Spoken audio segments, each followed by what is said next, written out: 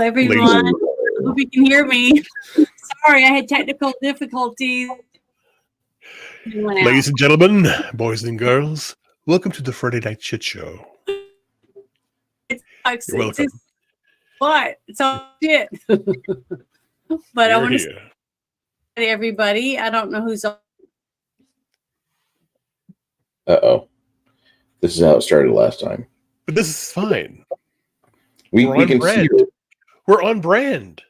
Because again, I'm sorry, everybody. I might end up having to go belly up. I don't know what's going on. Maybe a truck or something hit one of the internet poles.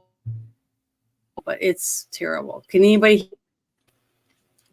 A truck hit an internet pole. Okay. I don't know. I'm just saying. I can believe that. I can believe that. So far, I mean, it's not a reason to cut down the show tonight, but it's a definite thing. I'm like, if I don't have any internet. Let's you know what I'm saying? We're doing it live. Fuck it, we're doing it live. We're live. Again, we are if you live, have to go, no, if you pop in and out, it's all part of the show. So that's all I have to say about that. Who's in here? Okay, say hi, Jerry. Thank you for coming. And Chuckles. Hi, Chuckles. He changed his name for Halloween. Then hello. Thank you for stopping in. Chronos. Quick. Six Nations. He's in here, or he was in here before I went belly. Let's see. Rabid Slug out. Hello. Thank you for joining us tonight. An awesome one. Thank you for. We won't bite. I wanted to start out with this video. I put it in the private chat. I thought I did. Ruben, would you be able to open that? Because you have X. Because I'm afraid because I had done that, and then next thing I know, we went belly up. So the last one you sent. Okay, let me see. The very last one, not the one Bruce sent, but the one I sent. Everybody to see it and listen to this, because it's exactly how I think we all feel, how we're fed up. Oh, man. Hold on, I'm not logged in. Oh, I wasn't do it, but yeah, let me look it up. Hold on. Friend was when we in the circle of death.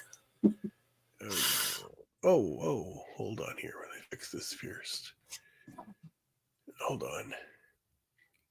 Yeah, I got a problem here. Hold on. Janet had the same problem earlier. So, I mean, she had to log in and then send in blood sample, and then they monitor out. Yeah, I know. It's a urine test. There's a I like what Elon makes, but I don't like the pre-existing product he bought. Go away. Oh my gosh. Famp. Gosh. Is it going to work now or not? No, I have to log in. I have to log in. Oh, hi, Low Spec. Thank you for joining us. Really appreciate it. Hold up. But yeah, it was I crashed. Give me 1 minute here. Immediately. Just talk first, please. After we were talking. I just logged in and was talking to Bruce, and then my whole thing just crashed. The circle of death happened, and then I was gone. So I'm just letting everybody know that it might happen again. I hope it doesn't. But Bruce, do you want to bring the chat since we can't get the other one? You want me to what? I'm sorry.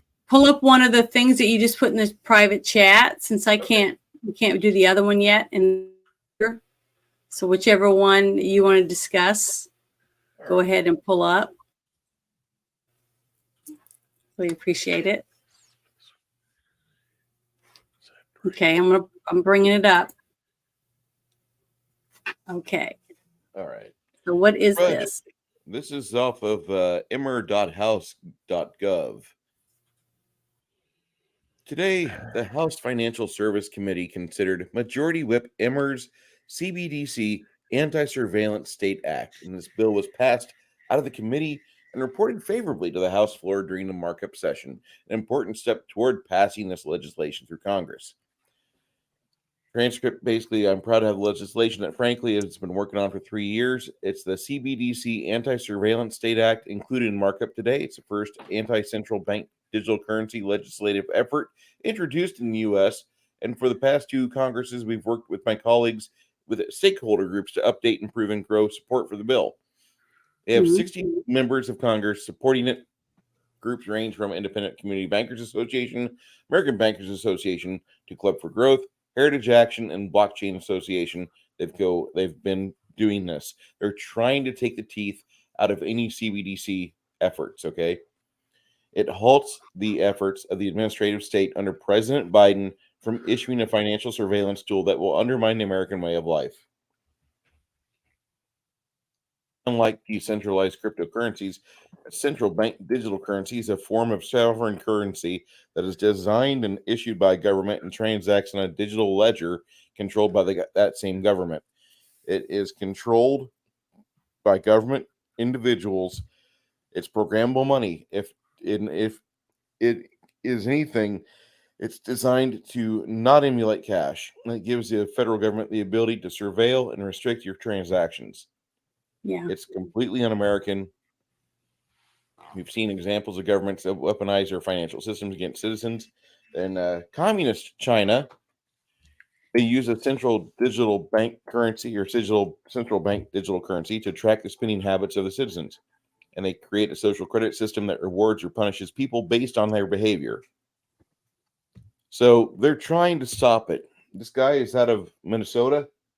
And you peers and bloodsuckers should be very proud of this guy because he's trying to stop the steamrolling surveillance state from getting any further. Is Minnesota where that one lady Omar something is from? Yeah, the sister fucker, brother fucker. Yeah. So basically, did you see her licking her chops? Yeah, I saw her licking her chops over Gates' ass. Yeah, she's looking at Matt Gaetz, and she's licking her chops like she's looking at a freshly roasted pig. She's wanting to get completely halal on this shit. The thing is that I'm really surprised that a place like Minnesota, where Little House of the Prairie came from, is such a liberal rag. It wasn't like that. You know what happened? Okay, put on your conspiracy. Your Bruce is talking. Put on your aluminum foil hats. Back in 1993, there was a shithole called Somalia, and there were people that were fighting there, and they put the people that were victims of this fight on National Geographic. So Americans went over to Somalia and they died in Mogadishu. And for the transgressions that white people made, we said, we'll import all of you. Where will we put them? We'll put them somewhere they absolutely don't fucking belong, like Minnesota. And you've completely destroyed the Twin Cities by putting a bunch of skinnies there. And then they made the skinnies part of public life. So like any skinny that applied for fire or police, they were promoted like crazy, given fast tracks. One police officer, a skinny, completely did not understand his role in the job. And when he was being told by a white blonde-haired lady that there was a problem on her block, please go over here and ask this person, why are they being so obnoxious? Instead of doing what she asked and seeing what was up in the neighborhood, he shot her in the stomach and she died. And then he put him, yeah. Hold on, I can pull this shit up. I'm not a racist, and I don't give a shit what you think I am. I really don't. But anytime we have people that are improperly forced into an environment and then tried to be made normal, this is where Bruce's hatred of the elites excels. Let me pull this up. Yeah.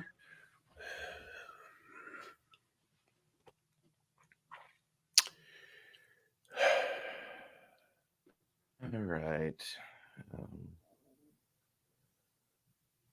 Interesting. Oh, yeah.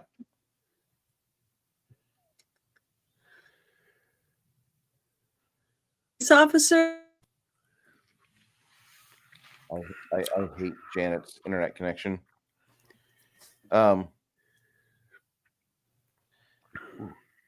So, okay. Mohammed Noor, he shot a woman while responding to a 911 call in 2017, was resentenced on Thursday to 4 years and 9 months in prison after their highest court threw out his third-degree murder conviction last month. He was originally sentenced to 12 and a half years in prison for shooting and killing Justine Ruzick. Let me pull her up because that's going to... Images. Yep. Pretty lady called 911, wants help. Mhm. This guy, dirtbag, badged officer, shoots her in stomach. She died. There was insufficient evidence to sustain the conviction and ordering Noor to be sentenced on his conviction for second-degree manslaughter, a lesser charge. So now it's at the top of the range of state sentencing guidelines, which provide for punishment of 41 to 57 months for someone with no prior criminal record. His attorney asked the court to impose a sentence of 41 months, while prosecutors sought the maximum sentence for the remaining second-degree manslaughter conviction. So he received credit for 908 days he had already served. According to Minnesota law, he's required to serve 2/3 of the sentence before he will be eligible for supervised release. He's been incarcerated since his conviction in 2019, according to records from the Minnesota DOC. Handing down the sentence, Judge Catherine Quintance pointed to the fact Noor shot across the nose of his partner and also endangered residents in the surrounding community. These factors of endangering the public make your crime of manslaughter appropriate for a high end of the sentencing guidelines, she says. Here's a picture of a happy couple before she was taken from this earth, before her time. Mhm. So this is a perfect storm of events that led to the officer opening fire, who had called 911 the night of July 15th, 2017 to report a possible assault in progress in an alley behind her home. There's a problem over here. There's a lot of noise. Go check it out. Noor feared for his partner's life, he testified. She approaches a squad car without a gun, without a bat, without any weapons in the open. And Hennepin County prosecutor, they argued Noor overreacted and failed to properly assess the situation before firing a gunshot into her abdomen. So she had moved to Minneapolis from her native Australia to live with her fiance, attracted widespread attention in both the U.S. and Australia. Her fiance, Dan Domond, appeared in court via video call. He publicly forgave Noor on Thursday, saying it was what Ruzick herself would do. She was and still is my greatest teacher. Given her example, I want you to know that I forgive you, Muhammad. It just hurts me as Bruce just to say those 3 words or 4 words. I forgive you, Muhammad. You'll only hear me say something so shitty like that if it's a direct quote, because I fucking hate Muhammad. Anyway, all I ask is that you use this experience to do good for other people, be an example of how to transform beyond adversity. And to his sentencing, Noor said he was deeply grateful for Damon's forgiveness and apologized for the pain he caused Justine's family. What a piece of shit. This is all the fault of Minnesota trying to spread diversity. You're about to be culturally enriched. So this happened long ago, and he's probably walking free now. "Quote unquote," his debt to society is paid, but fuck him. And fuck the people that forced a bunch of Somalis into an environment that they really don't belong in, and that would be Minnesota. Could you imagine seeing a bunch of Somalis that are not used to Minnesota nights being forced in Minnesota nights? I've been up there. It's -30, -40. That's casual. But that's the bottom line. The bottom line is, how do you destroy a country? Destroy it by infiltrating people from other countries into it. You have a culture shock. There's no assimilation. These people are being enticed to come here. And that was kind of weird because we just went on that entire tangent because I said an off-color thing, but I understand how this works. Wait, what happened? Let me show you the story here. That happened in 2017. But this anti-surveillance state is out of Minnesota, the same area where Ilhan Omar, the brother fucker, is out of. And right now, if I was Matt Gaetz, I would be very careful around her because she was looking like she was getting ready to jump his bones. Did you guys see that shit? God, yeah. Oh yeah. my God. But what was so weird about? Well, I'm not gonna lie. I know that face that she gave, and she gave the "I want that dick" face, and so not gonna say, if a man sees it and he says, yeah, you acknowledge it, and this is what happened. Again, it's just very interesting here, very interesting. A lot of things that are going on in the world. But again, the most important thing that I'm doing it now as the master of indifference here. I'm just gonna take myself away from this and basically let go of any emotion that's negative and start focusing on the positive, because we have to laugh at it. We have to call the shit show is.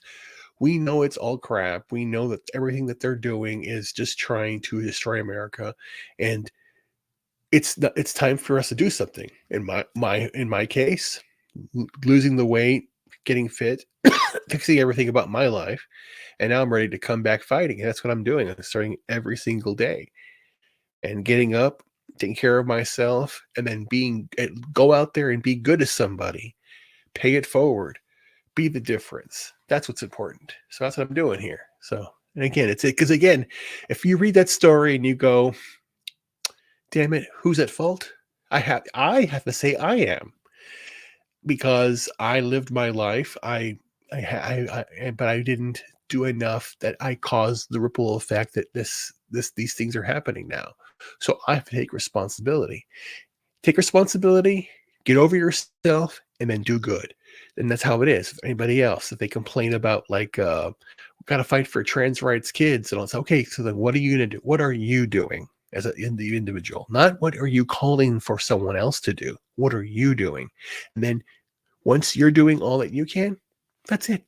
Don't protest. You're doing your part. And if someone else is not doing it, don't go after them. Continue to do it. Focus on you. Focus on enriching your life, making your life better. You got Bruce here. He's focusing on his skills every single day that he enjoys, things that bring him joy. And that's what you should do too. Find something that brings you joy and hold on to that joy. And then basically make every single day that joy that you bring into your own life, just one little thing, and start doing more. If you enjoy painting figurines, do that. If you enjoy cooking, do that. If you enjoy singing, you do that. If you enjoy playing with your kids, do that. If you enjoy learning, do that. If you enjoy creating things, do that. You got to always about the good, positive things. So critical now. We are in a shit show. Mm-hmm. We're living it, and I'm not even trying to be funny about it. And this may sound a little morbid, but not really. What do you want on your epithet? What do you want in your obituary?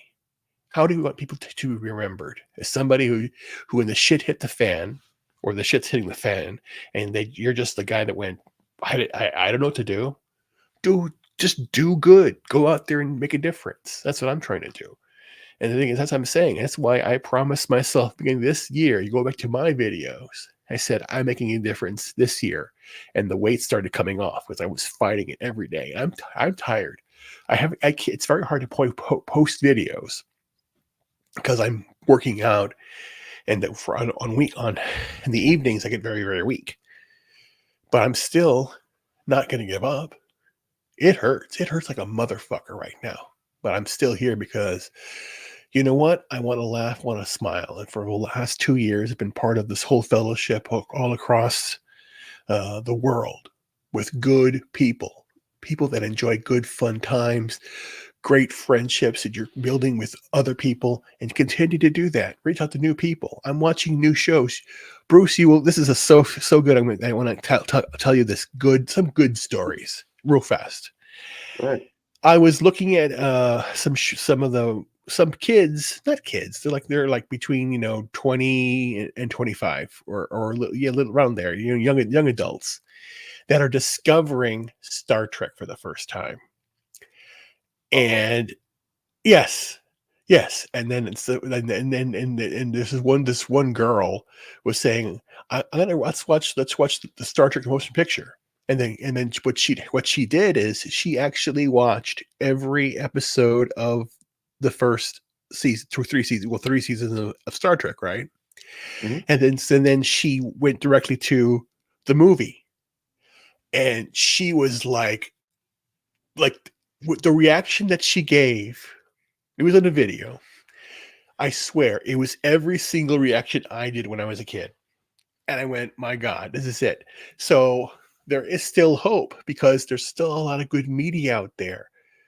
And you see it now today when people, the number one show is Suits, which is an old show, because there's nothing out there. People hunger for what's good. So as long as there are people reacting, people rekindling the old thing, there's going to be a severe backlash to all this crap. There will be a renaissance, and it's going to be about preservation, what the stories were, because that's what she picked up. Is it's so good, the friendship, because she talked about the movie did for her. Talks about the friendship. You have the Spock being the intellectual side, McCoy being the emotional side, Kirk being the middle. It teaches kids. This is what she said as a 20-something-year-old, things that I knew when I was a kid. So because again, it all starts going around and turning around, and people will learn and grow. So we have to keep hope. That's the most important thing. So yes, it's a shit show because the first thing here is you're here to have fun, and we're here to and again, I've been down because again with this pain, and this I look forward to this because it brings us all together, and that's how it should be, and that's the thing. And then do me a favor. If you see someone in the chat, and it happened in FNT today, there was one guy, he is going through a lot right now. And you hear those stories. Like me, I'm still homeless right now. I'm trying to find a place. And that's what I'm doing right now is that the last week, I have been revamping my entire portfolio. And usually when I work for a company, I work with the director level and I do work for them, but it's very hard to find work now.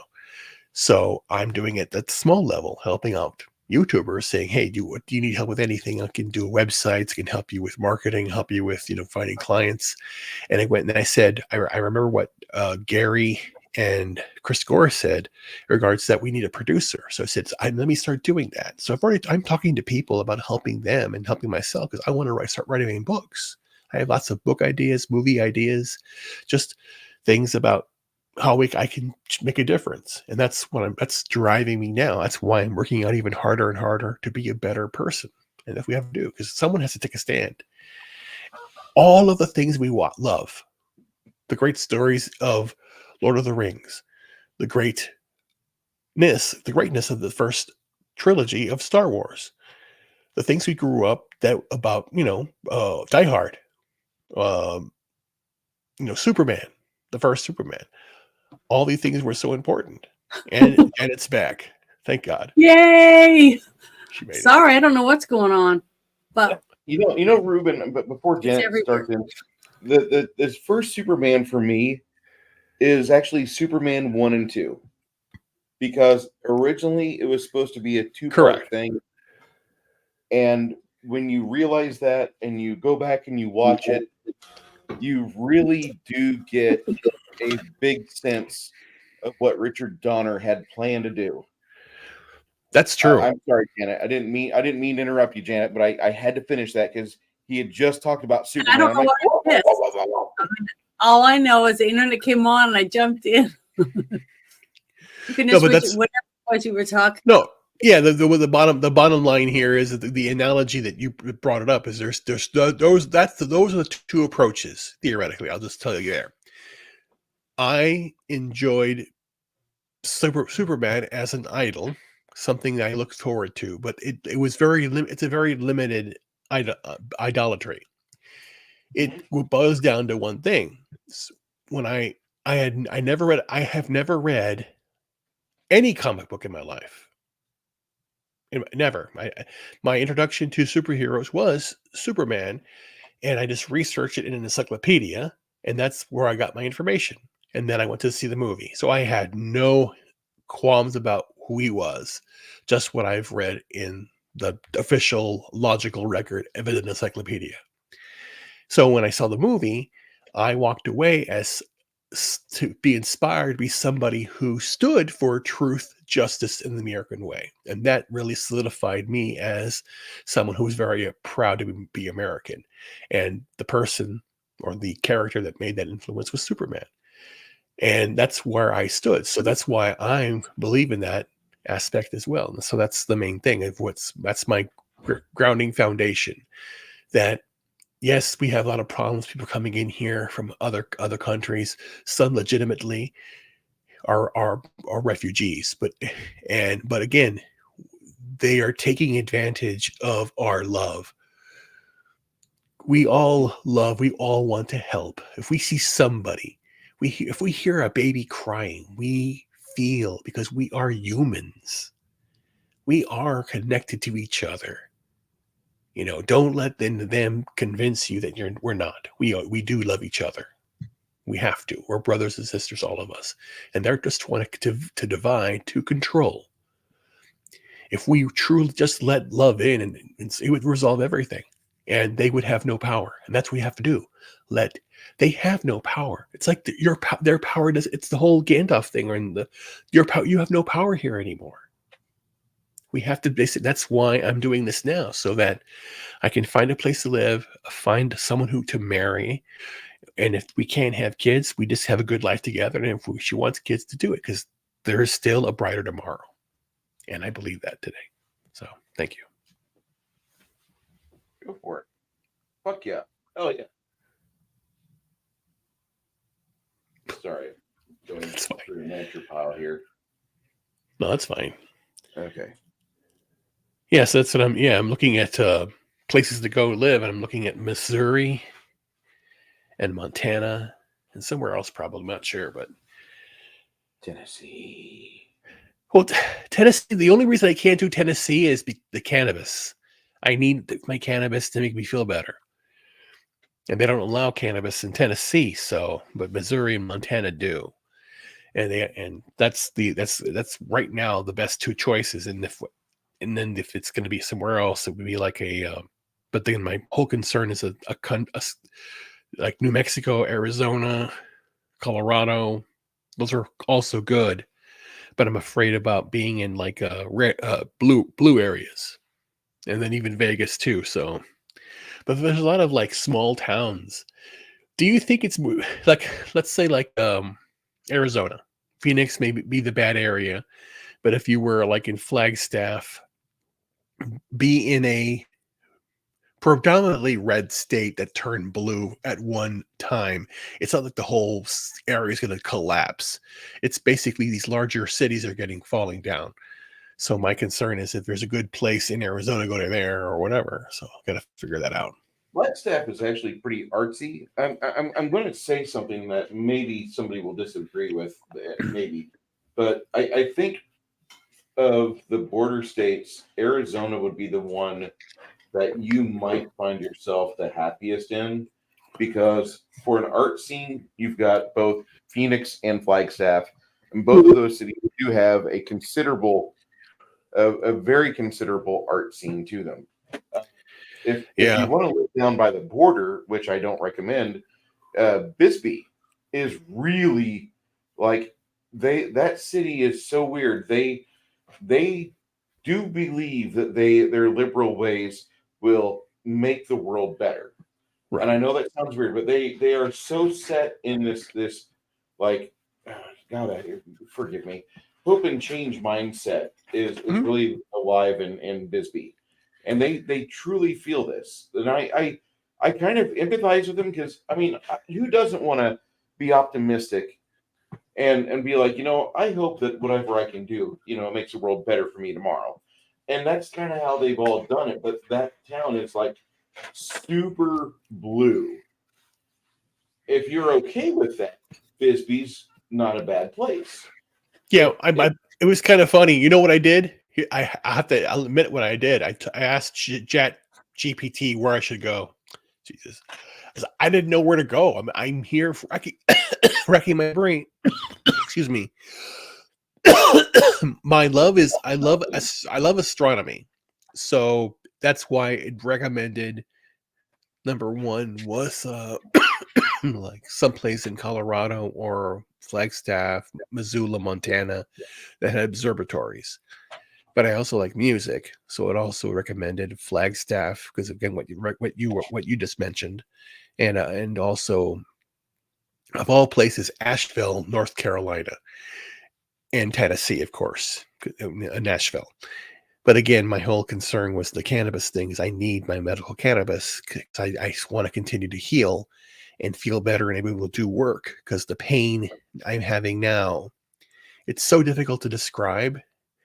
But I basically, the way I say it is like the best analogy I can take is like your phone battery, and after a while, it can't fully charge.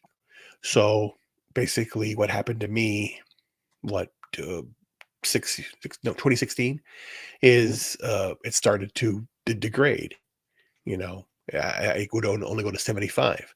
I was concerned, and then I had my attack, and it went down to 10. And it stayed there until I was at 25%. And then that's when I met you all. And now I'm back up to 50. But it's fucking hard every day. It hurts, you know. That's why I'm right here, sitting here next to my bed. I'm on my bed, really. And if I don't feel like it, I have to lay down. But but I'm not giving up. And imagine I lost over 200 pounds. Doing without working. I can't really work out because I'm so weak. I still did it because of the food. I prepared my food. So How many push-ups can you do? Excuse me, sir? How many push-ups can you do? None. All I'm doing right now is working on my chest.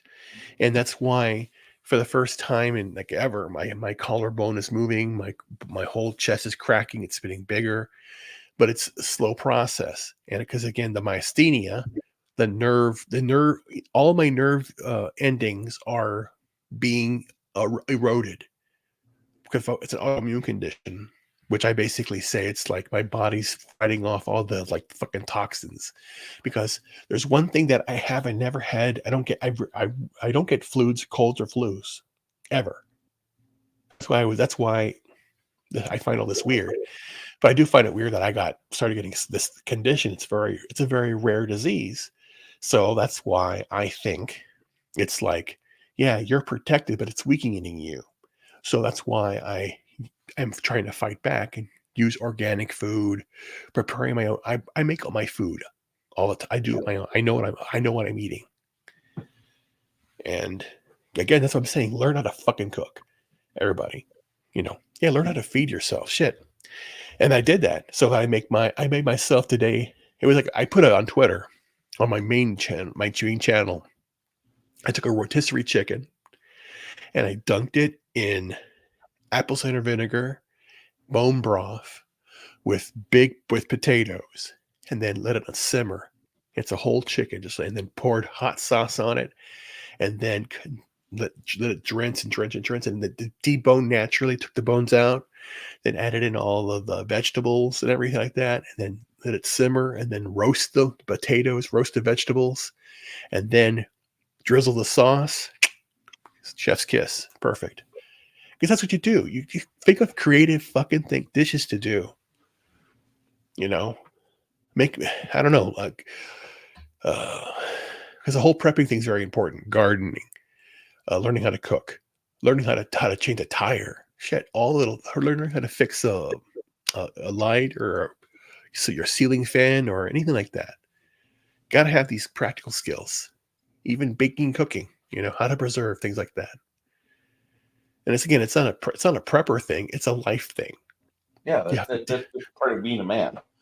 Yeah, or part of being a human being. I'll go with that. Sure. Yeah, because the reason why I always ask you about push-ups is that for me, push-ups are like the basic building block of fitness. Yes. And you work up to doing one good push-up, and that's a hard. Oh yeah. And I know that's good, and I am going to do that, but it's going to take time. I think another probably 2 years, because I still have to lose the weight and then start to build the muscle up slowly, and then I'll start doing that because I don't want to because again, as I use them, as I if I use the muscle too much, it'll weaken it for the long term. So I'm going to pull back. So Do I'm you doing have an autoimmune disease? yes. Okay. So that's why I'm doing that. So again, it's like any normal person would probably say, well, then fuck it, I'm dead, or just stop. I'm going to just not do anything. No, I'm not going to give up. I can't give up. Well, you can't. You don't have a choice. You're stuck here. Not even that, because people were saying to me, just go on disability, don't worry about anything. And I said, no, I want to live life and be happy. I don't want to. And I did it the long way because they told me you have to get surgery on your neck, on your that was the protocol. And I refused not to have surgery. The only thing, I don't take medication. I stopped taking aspirin, this and that. I don't take any medication for anything. The cannabis, when I take it, then everything starts opening up and cracking so I can actually function and move as opposed to being sitting here like this all day like this. But I do, what do I have? I'll show you. You seen these things? They're you put them on your wrists. Yep. Yeah, so that's what I use. I put this on and then I'll just up and down. That's right now. That's all I can do. But I do get out. I do get it. I know what I'm saying. It's a start. So I'm investing in it. And I'm investing in like my feet. If you've never done this before, this is like equivalent to 4 hours of hard labor. Yes. And that's the thing, he's not used to this. You are not a guy that, you don't like get under a trailer and fix plumbing pipes crawling around in your belly. You don't do that for a living. You do other shit. Your skill set is a little different than that. And that's very important. So then, you're right. Because the thing is, that's the thing right now. If I fell down right now and there was nothing around, it'd be very hard to get up because the knee, I don't want to break anything. And it's happened before. I fell down several times. I fell down at the Orlando City Walk in front of the Geeks and Gamers guys. And this is because I wanted to go meet them, and I was still very weak. But the point is, I still did something.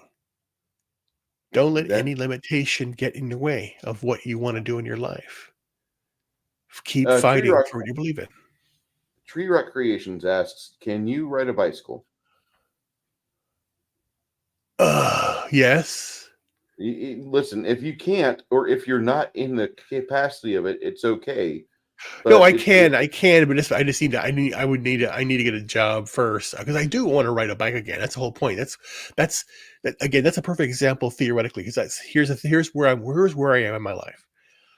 I want to find a home. I'm homeless right now. I haven't had a home in a long time, and after my wife passed away and I lost everything, that is where I am now. I'm just trying to find a home. That's why I want to go and say. And that's why I'm basically trying to say I'm looking for someone to marry and have kids too, so I can start a new life. So that's why I'm looking around everywhere also. But I'm going to take it as it is every day as a new challenge. So I'm going to find a place to live, either Missouri, Montana, the good places. I want big stars at night. I want to work for a university and study and do the things I want to do.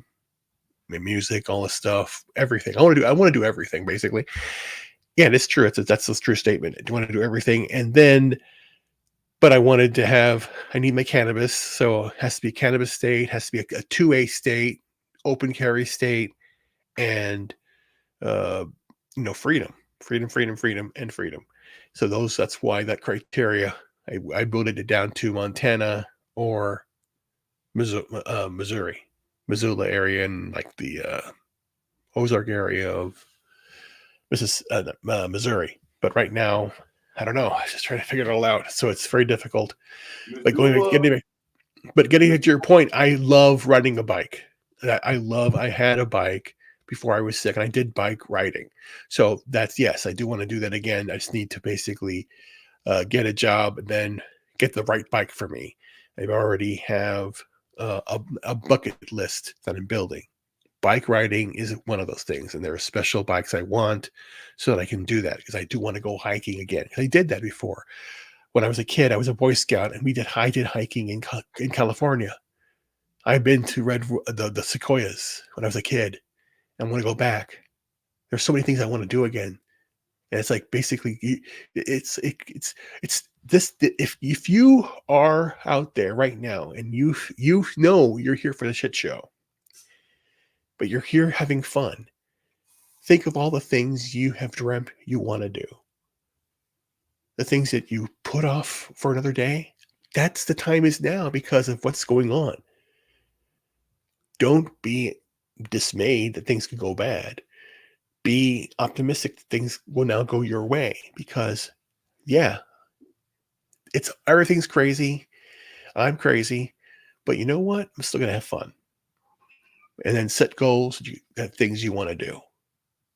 Make your bucket list now and get it done. That's what I'm gonna do, because I'm not giving up. I'm not gonna give up. I can't. You don't have a choice. Yeah, you have a choice. That's it's plain as there are two genders. It's plain as two things. And that is true. Yes or no? Do you want to embrace life, or do you want to let it go and not embrace it? Do you want to have that go on? What if I done that? No, don't do what if that I did. Change that around. And again, people told me, why are you playing that instrument? It's too difficult. I play with my horn. It's a French horn, but the horn, they said it's too difficult. Okay, you're actually challenging me. So yeah, every single time I was doing something, I was told it was too difficult. I didn't get any support from anybody. And it didn't discourage me. It pushed me further, because again, I wanted to know. I wanted knowledge. I wanted to know. And that's what I did. I built businesses. I have degrees in STEM, all of them. You know, because I like knowledge. And it was very hard when I fell down. And Janet is back. Yes. It's going to be terrible. It's going to be like this all night. I just horrible feeling about it. Hey, it's called a shit show. Sorry, guys. It's fine. I'm really sorry. I can't do anything about it. All right, you're done. You're done apologizing. That's good. We're not going to apologize anymore. You can't control it. All right. But here we are. What you guys are talking about, or anything? I know nothing. So Ruben was just kind of giving us hope, because he was sharing the things that he's going through on a daily basis, and sharing with us the trials and tribulations that one would have in a similar situation to what he's going through. But the underlying part is not the woe is me. It's never been the woe is me. It's always about if you can help somebody else improve, do it. If you need to self-improve, do it. And embrace every little challenge along the way. Learn. Embrace the entire prospect that life sucks. Snuggle with it. Because if you don't, you're going to come off as a victim, and nobody wants to be around that. Ruben has a very good head on his shoulders. He actually is going at it like a fucking warrior. Even though things might be hard, getting to push-ups might take him 2 years. I bet he'll be able to do 15 push-ups in 2 years. You're doing good, man. Damn. Every master needs an apprentice. Remember that. There are people out there that want a mentor. Be a mentor to somebody. Be a big brother or big sister to somebody. You know, metaphorically, I'm just saying, because it's important. Because let's laugh together about the world, and then let's fortify our friendships and our partnerships and our fellowship. Basically, that's important. I can embrace that. I 100% agree. Ow. Sorry, my hands are hurting me again. Because I'm always saying that kind of stuff. Is this penis broken? It looks like it. Well, But it's very flexible. we are a working project, a daily project, basically, because we can't control anything around us, and we can barely control what happens to us on a daily basis in our own lives, whether it be illness or someone dying or divorce, you know, your dog disappearing, you know, just random things that can happen, and how we accept or how we the situation and the choices that we make from that day on. You know, that's basically all we have. What friends we have, because without friends and family to rely on and to talk to and to share our feelings with and ask advice from, what is life? I mean, you know what I mean? What is the meaning of life besides what we can give others or what we can get from others, you know? Yeah, it's so weird the way that I've been. Actually, there's a philosophical way, paradoxical way to look at everything, and the explanation can blow your mind. Mm-hmm. Basically, what I say is that you are only aware of your own senses, everything that you sense around you. You don't know if it's truly real because you could be a brain in a jar somewhere, but because you're only experiencing what you experience. But the twist is, every single person that you have ever interacted with and every emotion you have is actually a conversation with yourself. If you do not like the situation you're in or what somebody says, it's something that you yourself have to deal with in your own life and come to terms with and let go of any animosity or pain and embrace the good in it, the lesson to learn. Even these wokeism things. If you don't like the fact that they're doing this for kids, then what is your job to do? Treat your own kids the opposite. Stop. Of course, you stand up against it, but you do that through your kids. You know, that's the thing. It's you basically now take responsibility for the world that you're living in. And once you basically say, oh, shit, I'm responsible. No one's going to come and help me. Well, then shit, now I got to do this. And then you get up and say, okay, I said it now. I'm being an adult. And then you start doing it. That's it. Yep. That's exactly true. We just have to step up to the plate and put our money where our mouth is. If we say, do this with Disney and you shouldn't do that, then you shouldn't either. That means don't buy Disney t-shirts. That means don't go to Disney parks, watch their shows, don't pay for their movies, all that. But do you want to know the funny analogy? I saw it. I'll have to find the video. And I saw it last night. Somebody figured out why we are where we are. And we have only one group of people to blame theoretically. And it's the baby boomers. Because they were the largest cohort of births after the war. And that group is now clinging onto power like zombies, as you could see the people that are now dying. So the irony here is we've reached peak rat park. Because if you go back to the whole rat park experiment that happened back in the 50s, where they basically gave a rat, drugs or water. If they took drugs, if it was in a cage, and then they said, well, let's change it around, and did the whole experiment with a beautiful utopia. And if you basically have this factions break out, do build up, and then it becomes equilibrium establishes. And then when it keep getting more and more and more, the best analogy is not population growth. It's money, the influence of money, and get more and more and more and more builds up. That occurs, and then the economy starts to break down, causing chaos through the entire system. And then that's what we're experiencing now, because they're still clinging onto their power. They want to have censorship now because they don't like what's going on, because they're still thinking that there are parents, or they're in control now. Mm-hmm. It's sad.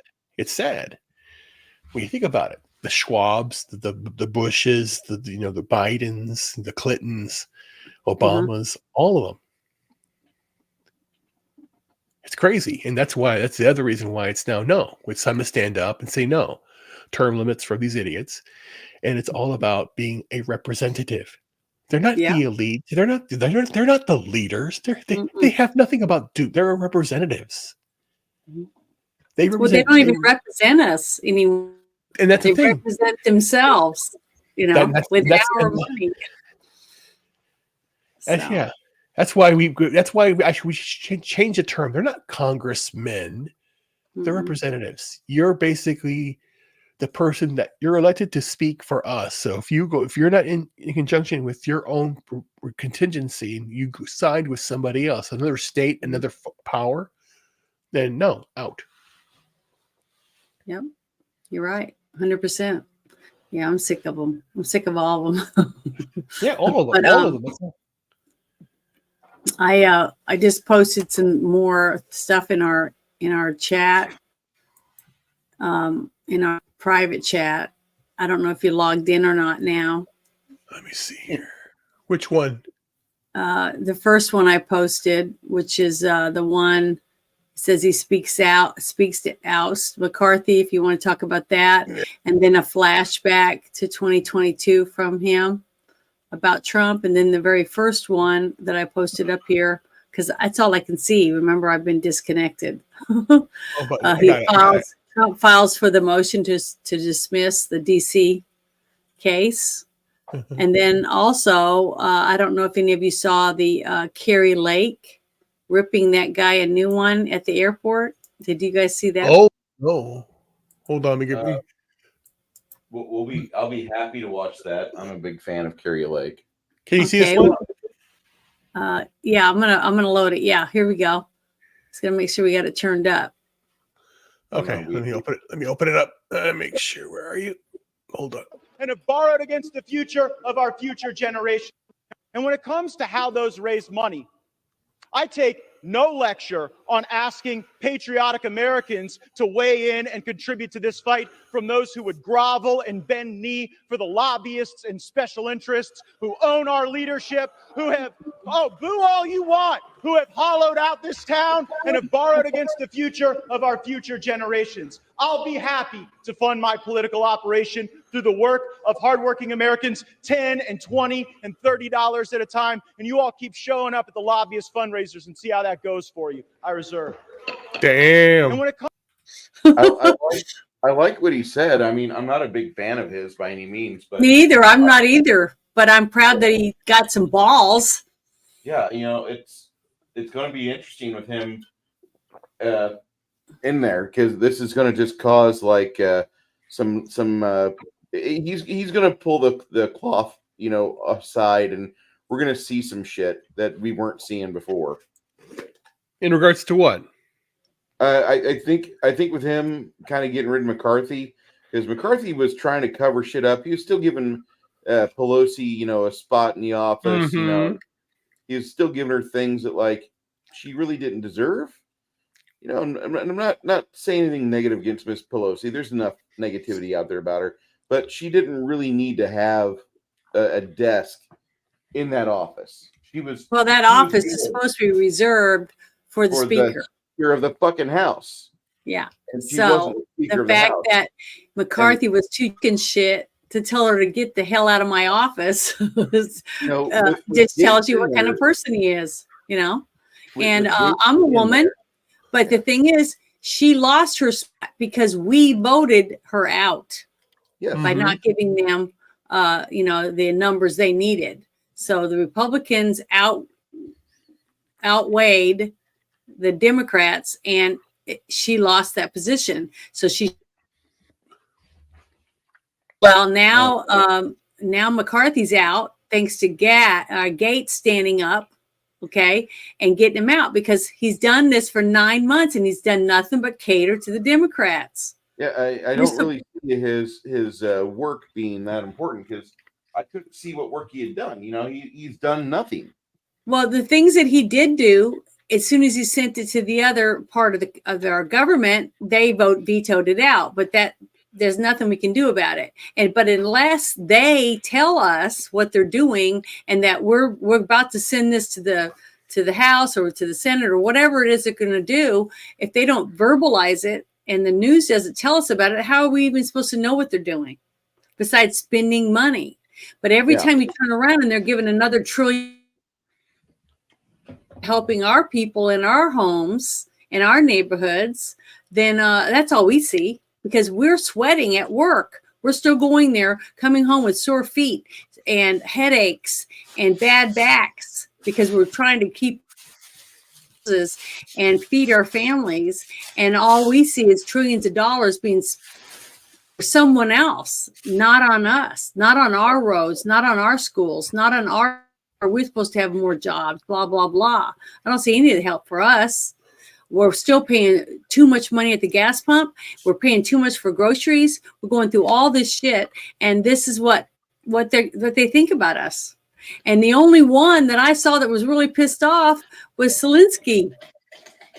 When he saw that the handwriting check people were on hold, which made me feel good. You know, that made me feel great. You know, watching anytime that little shit fuck gets pissed off, I get happy. I don't know what's going on, but he's not getting his way, and I like that. Yeah, me too. There I think a lot of us did. That's what the whole shit show thing is. The whole idea that we're living in this post-truth world, and if you don't, it's not logical, so you'll go insane. So just no. I'm not being black pilled. I'm the opposite. It's a white pill, where I'm going to basically say, you have just be the light, just shine bright, and pass on love. Because again, in this shit show, you got to have love. Because that's the thing. This too shall pass. That's all I got to say. God. Yeah, I 100% agree. And it's all on us now, and that's why seeing Gates do what he did and get the balls and go up to do everything that all these other guys that had been there for a long, long time, longer than him, didn't have the balls to do. It's sad, but it gives me hope that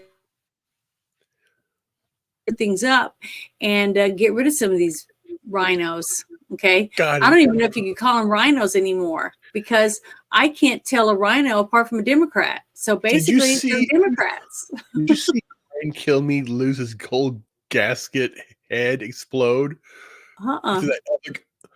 There's some video out there, God, that he's interviewing the guy about the whole idea that Speaker, he's gone. And he is like very mad that the GOP is exploding. And it was just like, really, like, you know, blaming Gates for everything to ruin the GOP. And it was like, what's going on here? This is so weird. But I'm going to open this up, this thing of the Kari Lake thing. Oh, yeah. And I'm going to share it with you guys because it's really, really good. Now, I'm going to try to do, I'm not very good at all that stuff. So let me try to get this a little bigger here. God. I'm so tired. Okay, here we go. I want to try to do this. Share screen. Click on that. And so can you see it? Yes. Okay. And I'm going to push play. Just make it bigger. How do I make it right here? The last one. The other one before. Yeah, go. Can you see it now? Yes. Okay. On TV. Yeah. But Well, look forward to it. I think we're going to have a great race. It's going to be a knockdown dragout. And unfortunately, our border is wide open. You will have a lot of time to do something about it. And even the Democrats are upset about it, Ruben. You can say do. We've been doing some good work. I think common ground I could find that. Look, we need to get here legally, so don't go illegally. Problem is we have plenty of people here, millions of people here. Look, Fentanyl, you want to go talk to some of the mayors? Fentanyl has killed more 100%. young Through our and opportunity to vote. This is Ruben Gallego. Our border is wide open. He's wide open. Fentanyl is killing our young people. and it goes through the ports of entries. all towards over. countries. But that's not And we should really acceptable. fund more border patrol. Under more custom President border under patrol. President Trump, our border. Telling you, Yes. But I look it look is. forward to working together if we can, and obviously we're gonna have more conversations about this. And I think it's well, great we're that we gonna have actually conversations. I think it's and great that civil, absolutely. But you know what's not civil? People in the street. District. You have our the state, in your district. our state, No, it's your district. You our have the state, fastest growing population in the country. fast growing. So you're together. okay. No, I had a solution population. And I work We did. And this guy wants to destroy our country. yeah. Yes.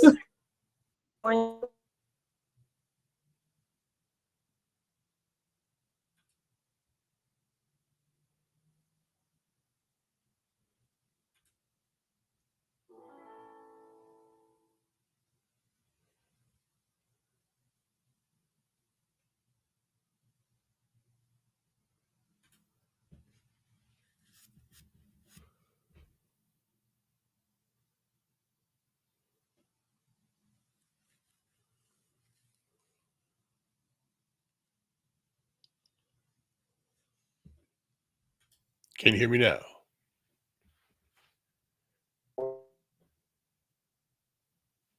This Ruben, Port to Ruben, entry.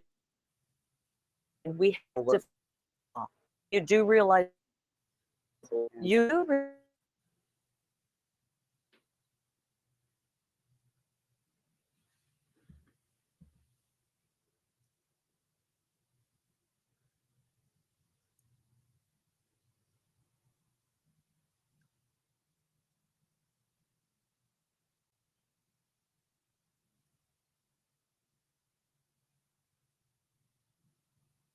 Am I live? Can you all hear me? Am I just sitting here doing nothing right now? Can you hear me, buddy? I can hear you. Okay. Yeah, I was talking the whole time and I had my fucking microphone muted. Oh my God. Welcome to the So, shit yeah. show. We're on brand. That's all that matters. That's fine. That's all that matters. Got to keep the brand going. See how we're having fun. It's all part of the plan today. But we're back. Who knows? Ow, my back. So what else have you been up to? What have you been doing? This week I worked 46 hours. Then have an extra 8 hours on the road basically, but did pretty well. Had some interesting situations happen, so a little bit of drama between me and the boss about that. That usually happens. Just he only sees readouts. He doesn't usually follow me. He just sees like the end result of things, and he'll ask me, "You only made $1,200, but you were there for 6 hours. We lost about $700 on that." Or he'll say like, "Oh, well, we used too much footage of pipe for this job over here, and we lost out on parts cost." So, getting more and more used to doing a lot more plumbing stuff, but I'm still mainly the septic guy that comes to the house, the big shit sucky truck, and vacuums up all your problems away so they don't flood into the shower again. And that's been the majority of my work, but I've been doing other stuff trying to help stabilize the company. So Oh yeah, it's great. that happens. Hey Janet, welcome back. Oh God, we need to make that a shirt.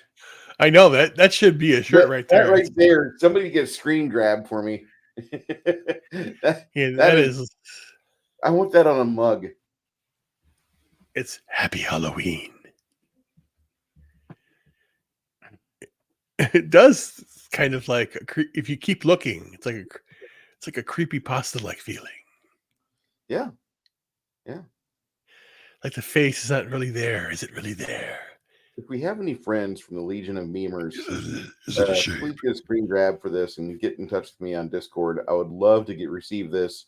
I could put this on a mug for the Etsy store. Oh yeah, definitely. Oh, Got him. There she goes again. There goes Dragon Lady. The Dragon Lady hit hyperspace. She's gone.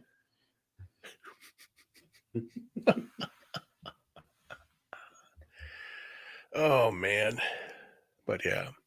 I need to watch. But yeah, more. so I'm gonna be contacting universities in the area of not Michigan, Montana, and the west side, Missouri area, to see if I can, do some adjunct professor work, help out there, and get some research ability to look for, do things. Because my other thing I really want to do is like, machine learning ethics, algorithms, and all that stuff. Because a lot of these algorithms are proprietary and we don't know what they were actually doing. But in my opinion, they're influencing the culture to break down the culture, to sell it off. It's like, divide and conquer. And the more you look at the conspiracies, it's like, holy shit, there's something out there. And, I wholeheartedly think that we just got to stand up and do good things, raise a family, do that. That's why I want to get married. So, once I get wherever we're going to be settled, I'll try and find someone who wants to have kids, and have that's good. Have that good time there. If it doesn't happen, it doesn't happen. But live a dream, baby. Live the dream. And just like be like an Indiana Jones in a way. Just travel around, get in a van, and enjoy life. And then help out. Volunteer. Because I want to work like with J. Drunk 3PO.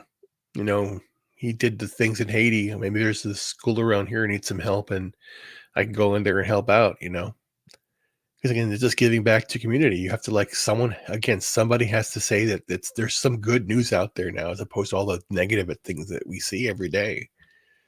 Because it can get depressing. So just like I said, be the light that's going to change the world. So that's what I got to do.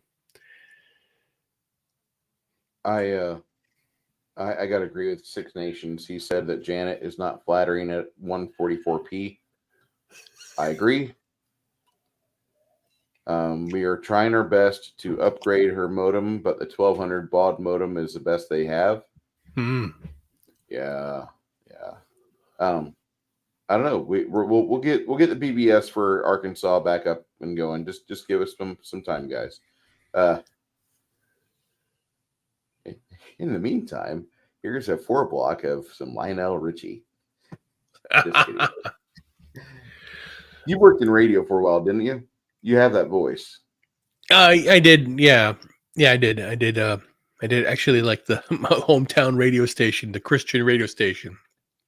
I had a show as a kid, classical music, and I basically played all the things that I thought that no one else played except for the bigger radio stations like the Met and stuff. It was just really weird.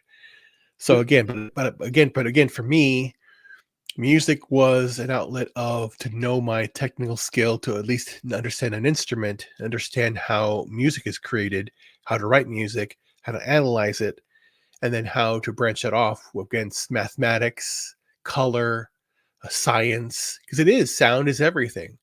Everything's a wave. So that you go from there and you branch out on all the different things. Because your voice is a wave. You can sing. The tone. You're like, because some people have a soothing voice, some people have a very tinny voice. There's the different ranges. And you have to know your instrument, your body, what it can do. And again, how they say it, they've had Joe Rogan had some people on, a guy who went to go and hunt with the people from Africa. We're built with big butts because we are runners, and they go out there and they kill the animal. There's something primal. You have to use your hands, run, chew your food. Be a man, be the woman, the cultivator.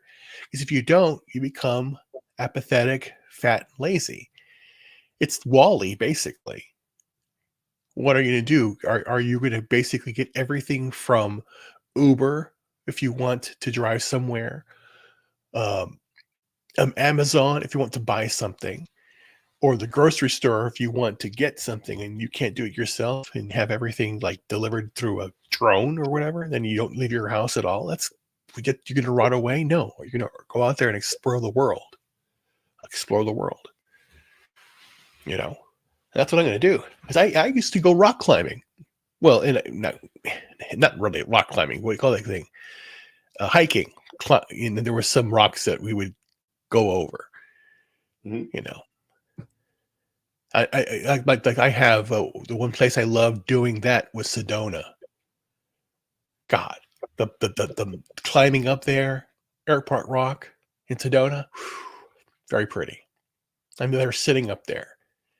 This is like, my God, over 10 years ago. But I want to go back, and but it's not just there, everywhere else. Because that's the thing, you basically set up your perfect year and start having those things, a conversation with yourself with things you want to accomplish, and do it. Excuse me. You know, Go like for if it. you, I mean, you've started the process. You've lost 200 pounds. Yeah. You've put forth this much effort. Yeah. It would be a waste. I know. Yeah, that's why basically I'm going to start doing that. That's why I want to, like I said, go do this plan. Is I'm looking for work anywhere, even if like it was like I said, like I mentioned it before. Like if someone said, "Hey, we need someone to work in the library, or somebody work at the bookstore, or we need someone to help out with the accounting of the county or whatever." I mean, I can help out wherever. But I want to basically be the guy that helps to get the kids, to learn how to use computers, or they need somebody to help with the, being a help out with the local, food bank or whatever, to help to give the charity. That's what I want to do too, be a philanthropist and help out that way with everything I would make from all the books I would write or whatever. Because that's what you have to do. It's like, be good, Definitely a worthwhile cause. But because again, that's the whole idea. Because I now know what's more important in life. It's not about possessions or anything like that. It's about, again, what's going to be on your obituary. What will people remember you for? Did you do good? Were you essentially somebody who helped out and inspired others to do good, or somebody who just wasted the gifts you were given and just thought about only for yourself and took no responsibility? I say be the person who takes responsibility and makes a difference, and make a difference in your life. Like I can be as crazy right now to say I want to climb a mountain, and I'm going, that's a joke. Aren't you joking? No, I'm not joking. I will able to do that again. It's something that's going to take a damn long time to do it, and I'm going to make it happen because I believe I want to make it happen. When was the last time you took a road trip, man? Jesus, a road trip? Road trip. Damn. For pleasure? Yeah. 2010. How far did you go? Went from Phoenix to Sedona. But I do want to go from here to Montana or here to Denver. That's my whole thing. I do want to go west or go down go down to Arizona. I don't know yet. That's where I'll go to if I could go right now anywhere, I would want to go to Lake of the Ozarks and go show up there and then look at, hey, is there anybody here who looking to hire somebody? Be a bouncer, be a bartender, be a short order cook, help out with this or whatever. I need a job, but I also need a place to live. And that's it. I would have a little room and I would just do that and then help out everywhere and just find a job. And if there's a job that what they need, I can do the work, boom, and do it. And if my consulting business picks up again, and then I can actually have clients and I'm working remote, I'll be happy. And I'm building my life, and then set down some roots, and then of course go to the church or the ice cream social or whatever. Yes, I would like to go to a town that has ice cream socials, so the kind of guy I am, where it's, you have a good courtship and then you meet a good person, a good woman, and you're good to her, and you basically have a true partnership with somebody. Because in the shit show world, you need some good shit. And that's, some good shit, finding a good person that's got your back and to do that. Who was it? Was it last night? I think it was last night. Comics Division. They had I think it was the guy that did that freaking cool comic with Dorothy and the Tin Man and everything. It was like all futuristic and shit. I went, Really? my God. Yeah. And I went, but again, that's the whole idea that there is good shit out there and we have to embrace it. So some people still believe in good stuff. It's that same face. Janet, we're gonna try to make a mug so we can buy you your own satellite, or maybe get you some Starlink. Yeah, Hillbillyville is not. Yeah, No. something.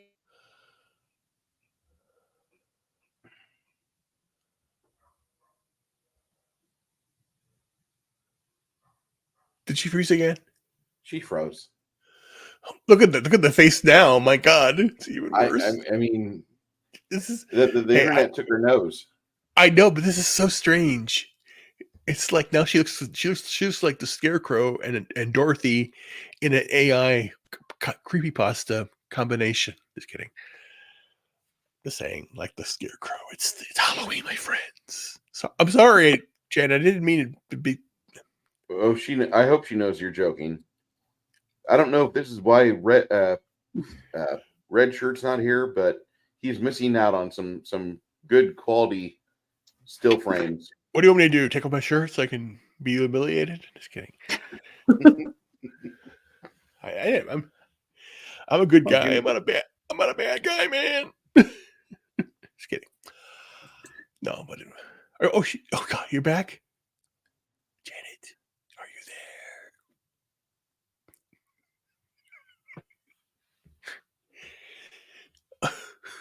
I'm not certain if she's here or not. I know. But God, and honestly, I know I'm vamping. Yeah, that's fine. I love the vamp. I can talk forever. No, that's my other gift. My other gift is I can talk on any subject right now at will. I'm like a human Wikipedia. But it's dated back in the 70s, of course. I always wanted a friend that was a Mentat. Well, let's see. Let's test this out. Okay, put a thing out there. Let's see what happens. Let's just give me an opinion right off the bat. I'm not touching anything. I'm not going to be looking anything up. Who knows? Just throw it out there. Let's see what's going on here. Ask Ruben. It's like I put down there The Master of Indifference for a reason, because I basically am writing a series of novels now. Talk about bacon. Bacon. Oh my God. The first bacon thing out there. Well, for me, the most important thing about bacon is the fact of how important a commodity it is in the world. So a pork belly is critical for economics, and again, we utilize this animal, and it gives us great bacon. And that the history of bacon for me is, of course, it's tasty and delicious, and it's not as bad as people think. And my wife was Filipino, and adobo and lechon were so tasty. I recommend, if you want to have roasted pig, get it. It's the most important thing you should have in your life. It's going to change your life. And if you do that, pair that with a spicy pineapple salsa, and it can probably convince you that there's no better way to have that with some hot sauce, the lechon, charred, it's tasty, and then you have some pineapple sauce on there. It's beautiful. Because again, pork and pineapple do go together, in my opinion. Anything else? Just kidding. And I could cook that too, because again, I've learned how to cook. Because every fucking recipe that I've ever dreamt in my head, I've created. I said, "Oh, let's try that." And I do it. I experiment in the kitchen and in the bedroom, because that's what's important. Experimentation. I'm seriously. I'm not joking here. I'm dead serious. See, and again, the one thing that you have to master right now, everybody out there, do not be somebody who doesn't have a thought already. Always be prepared to talk about anything that you want and believe in your life. It's critical. You see, do you ever? I don't stutter because I don't have to. I already know what I'm going to say. I know it's too much information, but it's fine. Anyway, here's something else. For every 35 pounds you lose, you gain an inch. Just kidding. Wow. Yes, I know. That's why the ladies love me. Fair enough. Fair enough. And I have a size. I have a size 16 feet. Actually 18. But yeah, I'm a big boy. I got big feet. But I'm 6'2", basically. So Not bad. About a little bit average, a little bit more than average on height. Have you this week? I mean, my week was mainly just labor, staring into septic pits and grease traps, and then finally we have today, Friday, which I was looking forward to. I did not realize Janet's internet would treat her so poorly, but I don't know if you have. We on Nick Weiser's channel, we were talking about the classic film The Fugitive. oh yes, The Fugitive. I love The Fugitive. It was again, it's Chicago, and I'm here right now, and it's basically again, it's funny. All of those films, the first one being 1980s, the Blues Brothers. That was the first major film that was filmed in Chicago. That was a big uproar. The fact that they did all those things practically, all the effects and the crashes and all that stuff, but it really solidified Chicago as an iconic American city. Mm-hmm. And the next movie that did that, in my opinion, was Ferris Bueller's Day Off. Same thing. Chicago had brought it to limelight. So that accumulated, or the connection there was, of course, with the Chicago Bears when they won the Super Bowl. It's again, the 80s was that type of thing. It was the era of Chicago. And it was just, what's wonderful. So, go ahead. I was at my job today pumping out a grease trap or septic tank, excuse me. And I wasn't supposed to really be there. They gave me the wrong address on my forms. So I went to the wrong address. I pumped the wrong grease trap or wrong septic tank. But I took photographs, found about $3,000 worth of repairs we needed to go back there and do. We might not. But when I was doing that, I was singing "We Are the Bears," the Shuffling Crew. You remember that, don't you? Yeah, I do. Dick Butkus died. Dick Butkus died yesterday. Did you hear about that? Yeah, I heard that. God, it's crazy. Oh man, Dick Butkus was on a TV show. Mm-hmm. Blue Thunder. Yeah, I know. So it's like basically again, these were like again. Is there any modern day analogy really? Because what they're doing is they're shutting out strong men. You have Statham, you've got Daniel Craig a little bit, and then the opposite what they're doing with Henry Cavill and all that stuff. But back in the day, you have, and if you look it up, that's the one thing that's happening now. Look at memes, and you basically say the eyes. It would be like the eyes would be the who is it? DiCaprio, the whole glass with the Great Gatsby thing, or are you talking to me? You're talking to me. The whole Robert De Niro in Taxi Driver. That's something else. So kids are now relearning what those memes are and watching it. I saw a video from 4 black guys, and they commented on Trump predictions that he won't win. And they were watching this video, and it's basically the fact that they only knew the fact that Trump was president. That was it. These are just like young boys, not kids, but like young men. And all they know is that Trump was president and Biden is now president. And then when they saw the video of things that he went through from like 2007 up until 2016, the first time he was elected, and all of the things, the negative things that people said against him, and then they were taken aback. They were taken aback by the vitriol that Trump received, and they're saying, and Trump's still running now after they treated him like this. It's like weird to them. They were like, in their mind, he's a monster, this and that, and then all the things that were said, he's doing this, doing that didn't come out to be true, because a lot of them were talking about that Trump's going to go to war, Trump's going to do this, and he didn't do that. And maybe they're like people are waking up slowly. And I was talking about it before, the whole idea that I would watch somebody who saw Star Trek the motion picture for the first time, and the reaction was the same as mine. It linked me to other videos, and there are people out there who are rediscovering for the first time Star Trek, the OG, and loving it, and they have the same love. So, in my opinion, think about it, if they had truly been like a woke critic for the first time, they would have called out like Kirk being, a swab debonair guy, and they didn't. They appreciated it because it's happening again. These boomers are controlling everything, and then Gen X was a small, and we were like forgotten.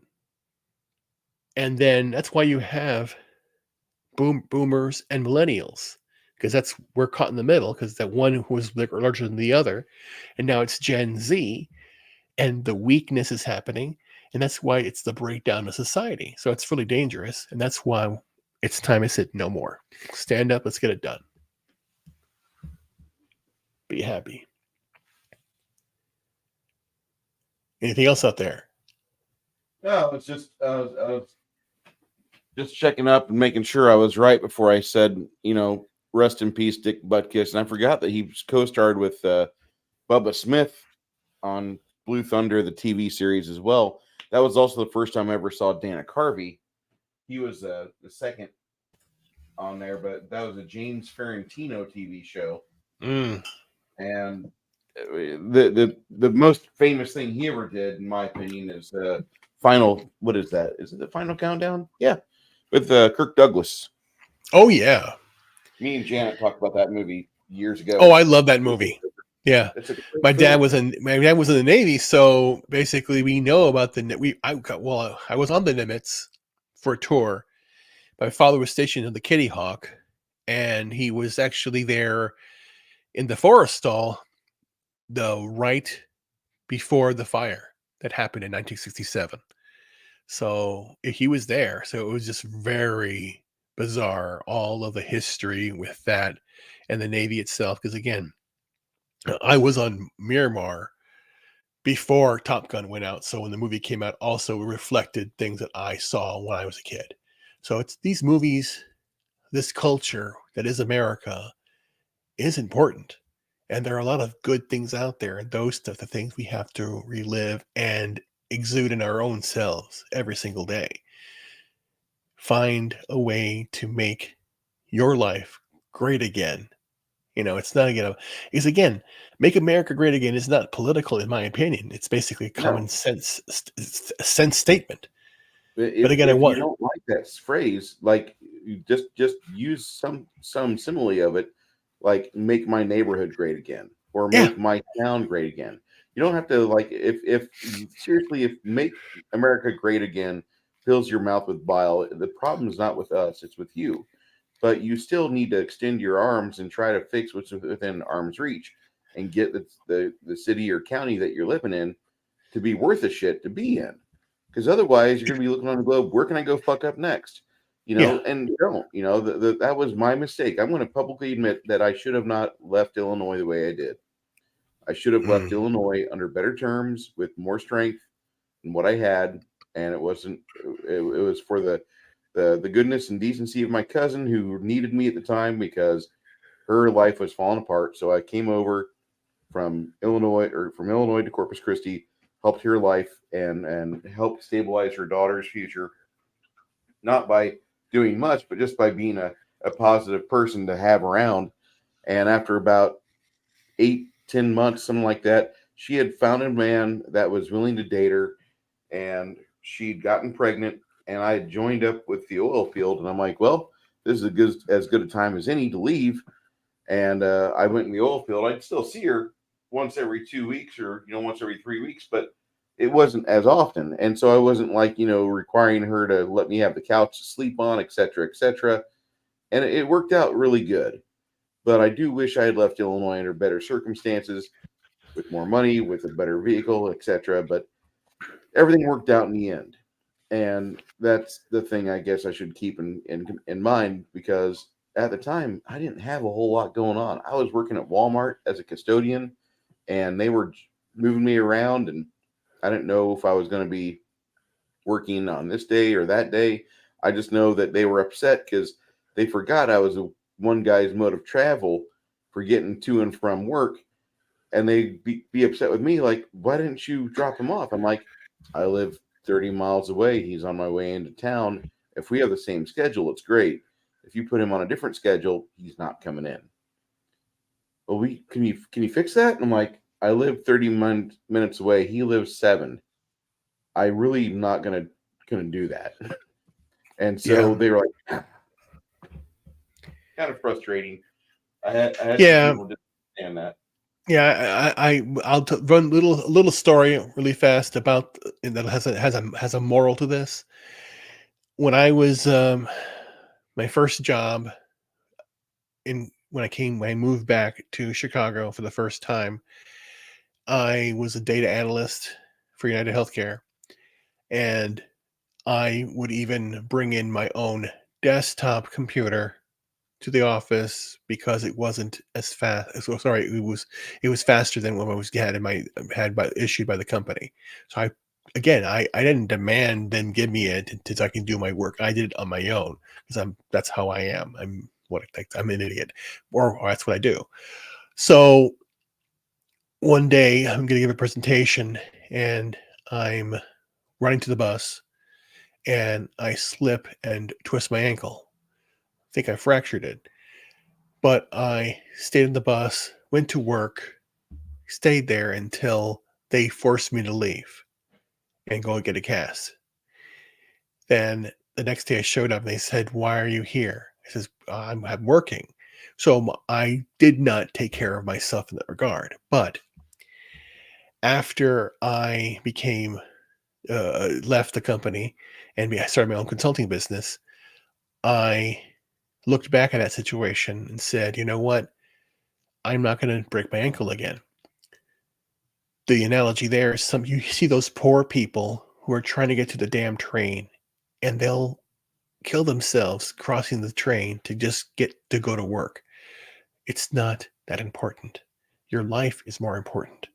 And that's where we have to change our focus from going back to what you said about your boss, the billing, the cost. Bottom line is it's going to cost the company this or the job that. What about whatever happened to the quality of the work and the relationship with the customer? That's out the door. That's out the window. We really could use a better relationship with a lot of our customers. I'm going to just say that right there. But we're also a plumbing company, and most plumbers do not take diplomacy classes that much, in their livelihood. They don't specialize in that, So if people can communicate on a blue collar level, that's great. But if not, we're gonna be missing a few pegs here. We're gonna be missing some holes, and that's just kind of where we miss things. We mess up on the communication side. Yeah, but that's the thing, is that is all about societal prejudice, societal, sociology, and it goes back to this famous scene in Inglourious Bastards with Hans Landa giving the whole idea of, if you see a rat and you see a squirrel, why are we averted by the rat? We have been programmed to think rats are bad. Programmed. It's not a disease. That's proven. That's been proven wrong. It's the fleas, not the rats, that cause the bubonic plague. So, but again, it's associations that we're being fed, and it goes to the whole idea, like, watch out, the boogeyman's going to get you when you're a kid. Go to bed. There are things that in our past that must have happened that we are now misremembering and pointing different things, but it perverts the culture. It causes things like the Mandela effect. See ghosts, ball lightning, UFOs, all these different things are interlaced. The idea of being dragons, giants that occurs across millennia, floods, this and that. It's all different stories that are combined. And people know that now. The people who have the data, the buildup from all the war, brought on power, technology, capabilities that men shouldn't have. The idea of having the power to split the atom and the power to understand DNA occurring at the same time in the same year of 1953, and how things, the Cold War began then and all that. It's all interconnected. Eisenhower warned us. And that's why that's the negative. And who's the positive? You and I, the individual. And that's why we're here now, having the shit show, having fun. Rabbit Slug, I usually do try my best to have good customer relations. If I realize beforehand that the customer does not really appreciate me, I will do my best just to be quick and courteous, and then GTFO. But like today, I was talking with one customer and listening to him talk about getting blown up, and he was part of 3rd Ranger Battalion, and how he might have met up with one of our other customers who's now deceased, and that guy had a huge set of TBIs, and he had a hookup. He was carrying around an item on his hip that was helping regulate whatever fluids it was deficient in flowing properly through his body, and it kept him alive for another 8 or 9 months. He got his affairs in order. He worked at the VA, and then he passed in October. So he was able to, get things squared away. But both these guys were in 3rd Ranger Battalion, and they eventually did bump into each other, and they started comparing notes. And my customer was a little upset today. He's like, "Mark's dead?" I said, "Yeah, he's gone. Jesus. He's been gone for almost a year." He's like, "Shit." And now it's October. I fucking remember that. Holy cow. But he was a good guy, and he kept bitching at me for not going and getting my VA rating. But in my opinion, yeah, I could use the money. Of course I could use the money. But there's other people out there that don't have jobs. There's other people out there that don't have the opportunities I have, where they don't have their ability to get around like I do. They don't have anything but public transportation or maybe a bicycle, and they could use the whatever $200, $300 a month that I would get. And in my opinion, like, I would rather that go to them rather than me and them be on the dole. I'm able to earn a check. Is it the check I need? It could be bigger, yes, but that's my fault because I don't try hard enough. My boss will tell you that. That other sap, he doesn't have the means to produce. If I see a problem on a job site, I take notes, I take photos, and I put together an estimate, and then I get rewarded with a little bit of cheddar because I put together something and hopefully it sells. And that other guy doesn't have the same ability to do that. He's not Mr. Johnny on the spot like I am with the plumbing company and the shit sucky truck. So I'd rather that other guy go get the money that the VA is throwing out there for anybody with a disability. Go for it. Right. Oh, man. I meant TBI, Rabbit Slug, traumatic brain injury. Go ahead, Ruben. No, Tree Rock Creations. Yeah, that's the whole idea. Customer service. The idea of customer service is being offshored. And then basically they have build systems. I build them where knowledge articles where you basically, it's the precursor to AI, where they actually have a database machine where you put all the input in, and the person who's at the help desk types in what you're asking and then looks it up. It's like that's all they do, and then they repeat back. That's how they learn. They don't. They have this article and they pull it up. That's the thing. That's a precursor to asking, like, Cheppy, how do I open up a disk or do whatever? That's what they do. So that's where they save their money by just pushing off to somebody. They're trying to shoot the short squeeze now to get people not to be working. Because again, the carbon they want to delete is you. It's all part of their insidious plan. They want control, and people are waking up to what really is going on. And I don't want revolution. I want an evolution of thought. And that's why I'm working out every day to improve those for their lives. Because we could do so many different things. Imagine if this whole motley crew of the fellowship, everybody we talk to, will keep a powerhouse, and we actually get to know each other. What are you trying to do with your life? How do you need help with building a computer? Getting an application set in. You want a reference for your job, or better yet, you want to go to trade school. Imagine that, like Bruce, if you offering advice for somebody who wants to go into the field or learn things. The same thing with me. If you want advice, we do the same thing. That's what we have to do. It's about men and women standing up and saying, you know what, I'm going to be that brother and sister to everybody around me and help them out. Know that we're not alone anymore. Because that's the one thing that you hear that from all the meetups. And Gary said it the week after UK meetup. Or at the UAK meetup, not even in every location, Vegas, Orlando, they did New York. Now they did Asheville for the Forbidden Frontier stuff, and then they're in UK, and you hear Gary was at the Louvre, and someone walked up and said, "Hey, Nerderotic, Friday Night Tights in the Louvre." That was uttered in the Louvre in France. Imagine that. That sound permeated into the universe. We're making a difference. Each one of you are doing it. Because we're in the chat, we're all here, and we're good friends doing that. And that's how it works. You have to stand up now and do it. Again, it's a shit show. But again, we're laughing at it, and we have to now fight back. And I know it's tough. It's very tough. The way things are out now. What is that?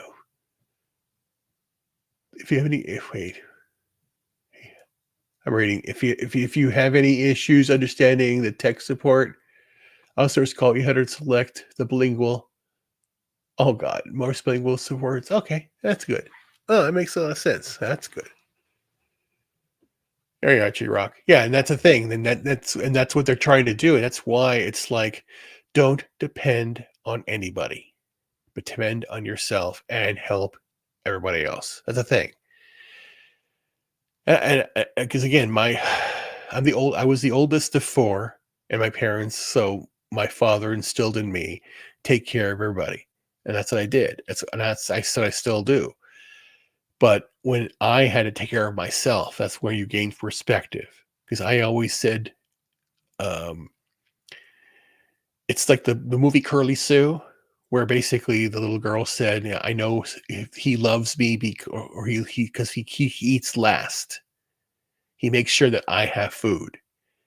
And that's the thing. A true leader eats last. And that's what I want to do. I want to make the feast, help everybody else, and then I'll eat last. And I want your bellies filled up with hope. That's the thing.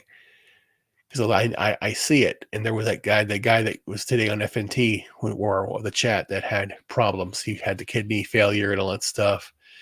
And I reached out to him to DM me, and it was touching because there are people out there that are hurting. I was hurting. I fell down at City Walk in Orlando 2 years ago, and I went to Vegas, and I could barely walk, but I was still there. And now, over 200 pounds later, I'm still fighting it. I'm not giving up because I still believe. I hate to say this, Ruben. Did you say you fell down at Shitty Walk? Yes. Okay. I shouldn't laugh, but it's funny. You say City Walk, and I think of South Park, Shitty Walk, and I can't help it. No, it's fine. Of all places, like I could see where, like, the city code wasn't being followed. The floor was uneven. You tripped and fell. Shitty walk. No, but it was well, the reason was they had a downpour and everyone was running, and I wasn't running, I was walking, but again, it was a downpour, so my clothes were drenched. I mean drenched. It had weight on my clothes. And everyone was, so when I was walking, somehow I got stuck onto the machine because it was just that much heavy, the clothes, and I just like flipped over and fell down, and I was like a seal because it was like it was saturated in wetness. It was just like water all over. So I was like, again, it's funny, but I got up and we're okay. And the person that I was there, the closest person to me when it happened was Jeremy, actually. Jeremy from Geeks and Gamers. And he made sure I got home. But the first thing he says, if I didn't know anything about you, I know more now, because my first concern was, is everyone okay? I didn't check myself out. I said, is everyone else okay? And what if I did I hit anybody? I didn't. So that's the whole thing. I want to make sure that everyone else is taken care of. And I remember that day. I remember every pain I have every day, and I want to fight that every day, that I don't want to be that pain anymore. So that's critical.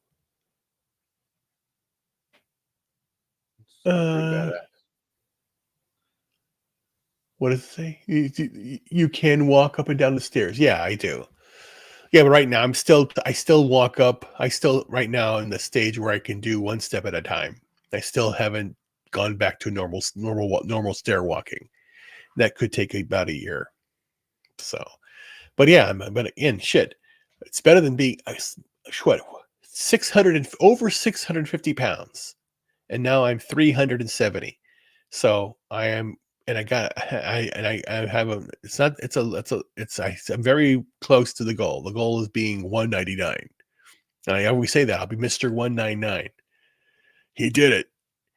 And the frightening thing is that the last time I was 199 was in 1978 when I was 10 years old. So I was a big kid. And if I reach that weight, that's going to be like a whole different shift, because my max adult weight was about 263. That was the one that was about at my healthiest years ago. But the average being over 600 pounds. So it's crazy. But I'm going to hit that goal.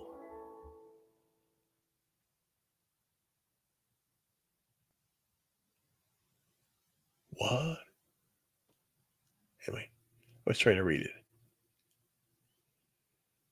Let's see. City walk. City walk. That's funny. Okay, so there's a question in chat about, did Jeremy ever get justice from the assault? Are you talking about Jeremy Hambley from the Quartering, or are you talking about Jeremy Griggs from Geeks and Gamers? Because I don't know if Jeremy Griggs ever had an assault. He's talking about Quartering. Okay. Yeah, I think that the Quartering was kind of like they dismissed it. They didn't really do much. They slapped the guy on the wrist, and then they made the guy that attacked Jeremy Hambley with the sergeant at arms, basically, for the Gen Con. So Jesus. I'm never going to Gen Con ever. This is so yeah. This is that again. This subversion of reality has been going on for a while. Mm-hmm. It's insane. It just makes no. Well, I know why. Again, it's for power and control. And what Hillary Clinton said today or yesterday, oh my God. Talking about deprogram the MAGA people. Mm-hmm. God, that is sick and demented. Now, if you're a supporter of MAGA, then Yeah. you're getting your own watch list. Yep. No, I'm on it. I'm always on the list. Ladies, I'm a rebel. I'm a bad boy. And that's the irony. That is the fucking irony. As I get sexier with losing more weight, I'm gonna want to get more women because I'm gonna actually be a man. So good things come to those who wait. It's true. Because again, I fucking want to live a life of like James Bond. I want to walk into the casino, find the right girl, then take her home. That's it's going to do it. Because again, I'm willing this to happen. Make your dreams come true. Live your life. You've got to do it. And the same thing goes for women too. If you want to live your life, live your life. But again, it's not about a body count. It's about a quality of life. You know, because I would love to get married. No, I want to and have kids.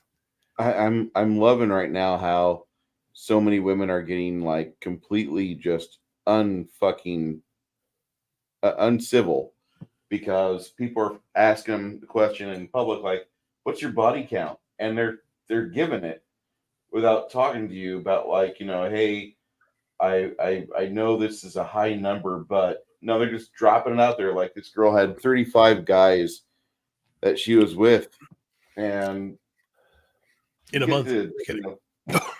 You get to that number, and you're in your 20s or late teens, and there's a problem with you. Like there's a real problem. But then again, hear me out. Here's my analogy or dark reality of the situation. Go ahead. That woman who has 35, body count of 35, and then the one who gets married and has one is equivalent to going to the finest restaurant ever or going to McDonald's 35 times. These kids now don't even know what making love is. No. They know what sex is, but not what love is. Because if they knew what love is, they wouldn't be doing these things to themselves. They wouldn't be hurting themselves. They wouldn't be poisoning themselves. They wouldn't be trying to medicate themselves with outside forces, but medicate themselves with the enriching their lives, but with themselves. And it's true. The breath you take in, the air you breathe, the food that you choose to eat, the life that you choose to take can bring you joy and bring you sorrow, but it's your choice. And again, if you say, "Well, you lived a life of privilege," but no, what life of privilege? I'm homeless right now. I'm very sick, and I'm not crying about it. I'm living life. I'm experiencing this. Yes, it's horrifying. But living in a car is horrifying. Losing everything is horrifying. But I'm not giving up. Bring it on, baby. I'm going to fight. I'm here. I'm still doing it because I believe in a better tomorrow. That's it. It's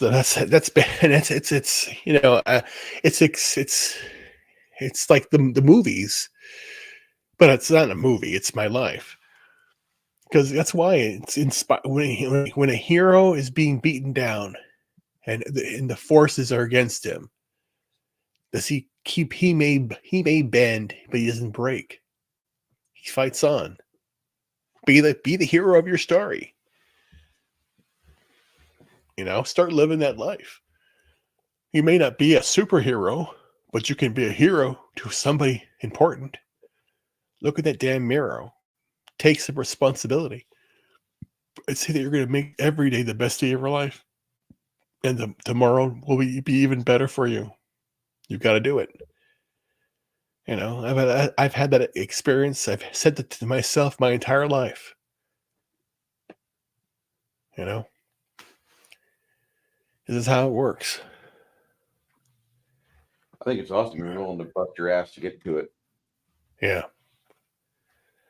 Yep, you gotta fight every day. Where's Janet, man?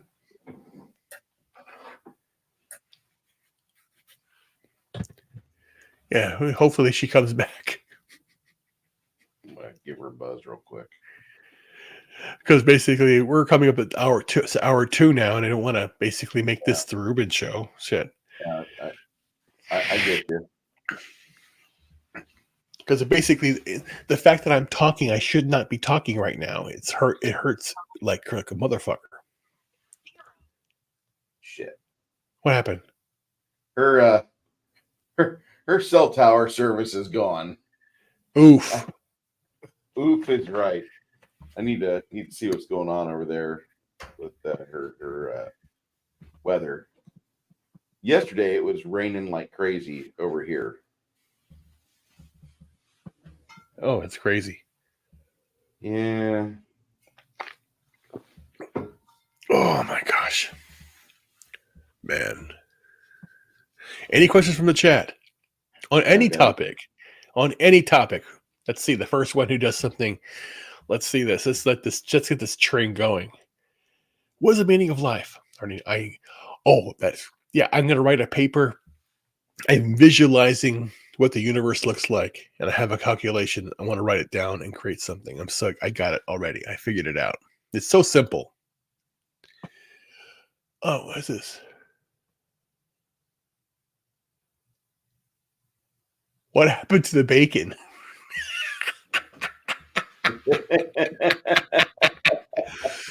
Well, going back to bacon, to close this whole thing up, this whole journey of bacon, eat bacon. Eat more damn bacon. And use bacon grease on everything. Everything tastes better with bacon. It does. That's what Thanksgiving is all about. My mother gave me a recipe for Thanksgiving stuffing, and it has bacon. It's one of the main ingredients. Every year, not every year, but I could make it for Thanksgiving, and it was amazing. Everyone loves it. I did it one time for my wife's family, and they're all Filipino, and they eat buffet style. And it was so funny. I made the turkey in my home. It took like 6 hours to cook, big 35-pound turkey. And when went to take it to the in-laws' house for the Thanksgiving dinner. So it's November, snowing in Chicago, of course. So I wrapped the damn thing up in like a blanket, like gigantic. I'm carrying it in, the big turkey in. I'm carrying it into the service, or not the service, the home of the people there, and the whole family's there, like 50 people. And then somebody said, "Oh, yeah, you have a baby." No, it's not the baby, it's a turkey. So it was like, it was so funny that they thought I had a kid. No, it's the food. We're going to eat the kid. Okay, no, it was funny.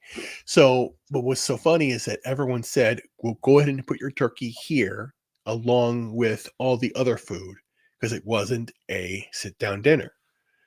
And the implication was, oh, they'll nibble at it, but everything else will be eaten. What happened? The exact opposite. Everybody had the turkey. It became the carcass, and all the other food was taken back. So I was considered a son of a bitch to be the white guy to bring the turkey in that would ruin Thanksgiving from her family's perspective, because, again, she was a much older woman than I was. So she was 18 years older when I married her. So you know how that was. So her kids were like a little bit younger than me. So it was like, they were like, "You motherfucker." And I'm going, "You're right. I am a motherfucker." Anyway, literally I was. All right. Anyway. Yeah, it was. And she was like, "All right." Nobody else. She taught me everything. Yes, that's right. I had an older woman teaching me all the moves. So that's where the love doctor was born. My wife, who was an 18-year-old adult compared to me. So it was like the MILF, really was. It was funny. I love that stuff. I love that story. Of course I do. Yeah, it's kind of funny because like we're talking about MILFs, and like we're on Janet's channel. She's like everybody's favorite MILF. But that's true. That's again, I'm not gonna lie, that's a thing. Janet, stay classy because you're a classy lady, and you are the one of the most beautiful, attractive women within the fellowship. We all salute you. I agree. Yeah, that's true. Again, there are a lot of, and that's the thing. There are so many beautiful women that we all know and talk to, and are part of the whole group. But the one thing you see here is respect for all of them. Yeah. And the same externals that say must be misogynistic. No, we're reverent, not misogynistic. And I have to say, say this one thing to those that say that you think women are weak. If someone says this to you, tell them the truth. No, sir, or no, madam. I believe women are fragile and to be protected, to be revered, because without a woman, there can be no humanity. You have to protect them. That's why men go to war. Because if you lose everything, if you lose a woman, you're done. You cannot reproduce. The cradle of civilization, the womb man, because English or wording's important, phraseology is important, and every other culture has that. They make you believe that woman, in the way that we do it, we're men's still in there. No, every other language is the same thing.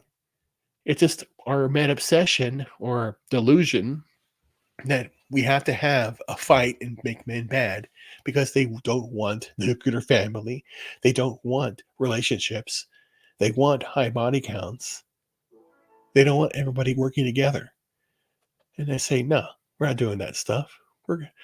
You can go and live in La La Fantasy Land. We're going to just be good to each other and help each other out and make good decisions and have a better tomorrow. You guys can go away. That's true. What's going on here? Who's here? Oh my God, it's Joe's atmosphere. Yes, this is a shit show, Joe. The actual host can't get back online. So I'm vamping on any topic right now because it's a shit show. Let me see what we got here. So many, what? 7 yo? Okay, no, I can't reach it today.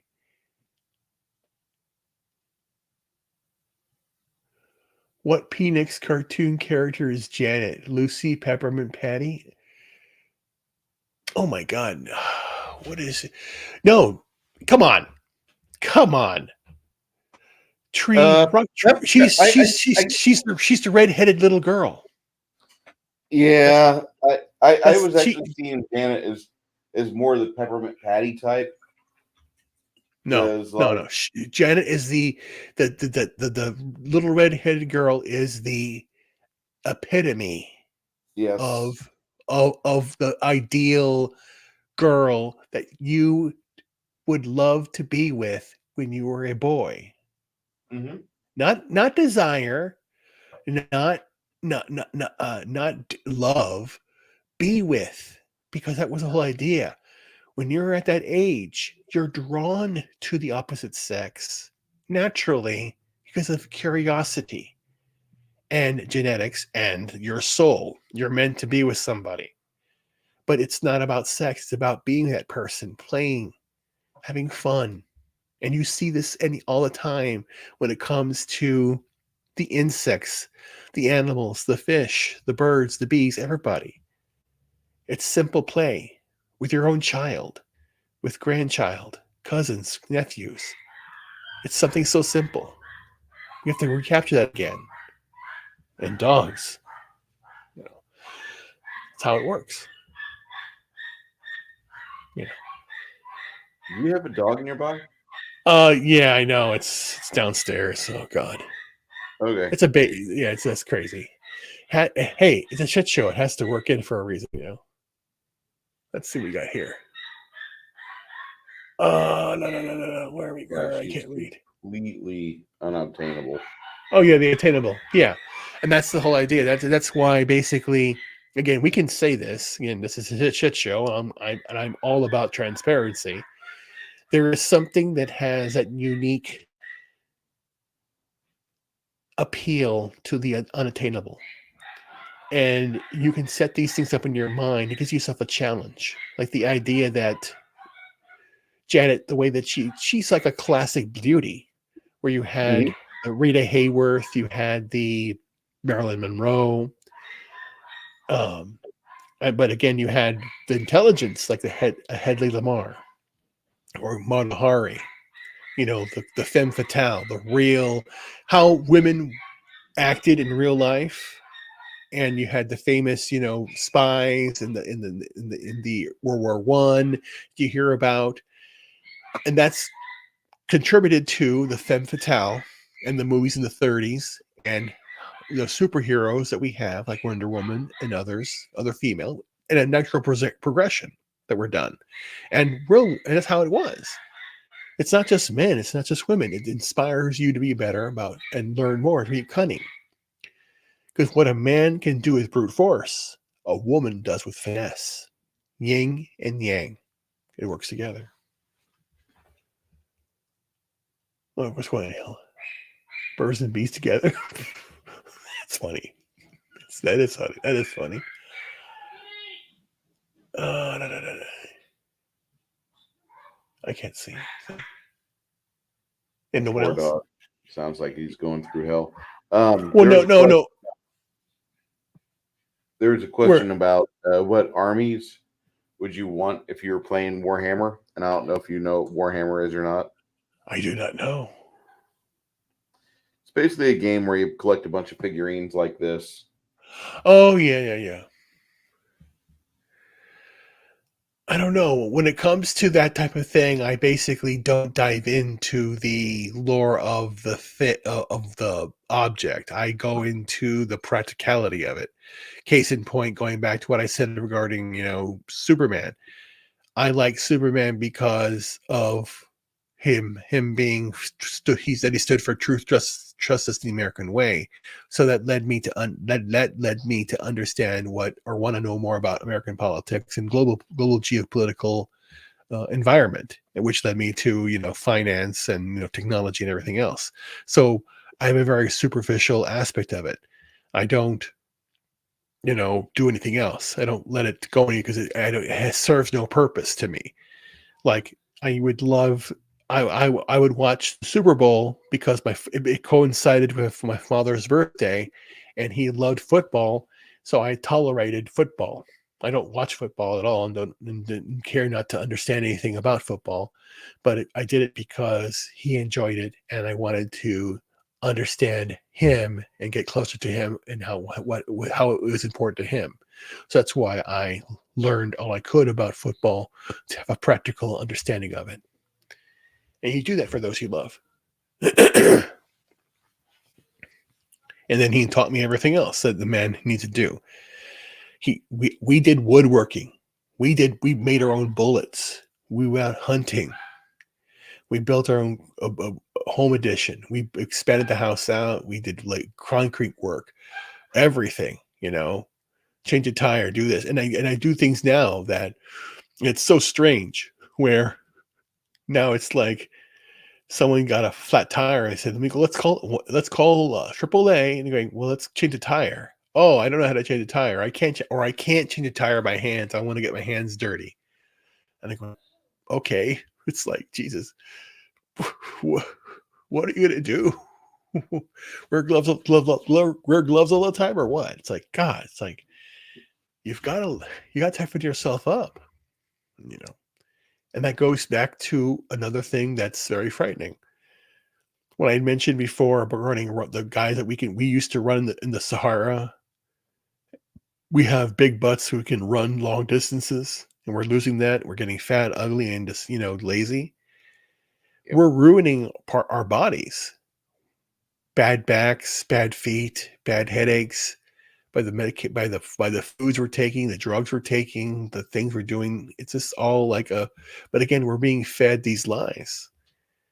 It's been proven, and I want to do an expose on it regarding the sugar industry. They got rid of fat, they added sugar, and they got us sicker. And I want to do an expose on that. There is federal documentation, not federal document. There's documentation that proves that has to be brought out. So it's a lot of different things that are out there. So I don't listen to anything these idiots are saying. But I'm not going to complain about it. I'm going to start doing something, which I mean cutting out all sugar, losing the weight, fixing these tumors, feeling better about myself every day. And I'm doing that. What else was saying? They're talking about Superman 3 and Superman 4. Oh yeah. Because there's that's a big correlation there with modern day today. Superman 3, the whole idea that it was campy with Richard Pryor in it, but the whole idea of a supercomputer taking over. Shit. Sometimes reality can mimic fantasy or science fiction in this regard. So who knows? Yeah, personally, I do not like the idea that people call it AI. It's not artificial intelligence yet. It's still data mining. It's predictive text still. I prefer data science, the idea, and to understand what it really is. And that's something I'll tell everybody out there. If you want to know what field right now is very hot, it's data science, not AI. And because again, it's not just, art and wording and creating things. It's about helping the world do different things that can be done differently. Like I myself say that why are we producing so much? It should be on-time processing. We can create machines that can help build things as we need them, as opposed to in mass. Because we're wasting a lot of things, and then repurposing stuff. Like do a 3D scan of all the junk that's in an auto parts store. Scan it in, and if it still is viable, have it have it shipped to somebody who needs it, or use it to create another engine that would you have the parts interchangeable. And if you do that, your landfills don't get filled up, and they'll stop the whole recycling bullshit. Repurpose stuff. Donate all your clothes you don't need to charity.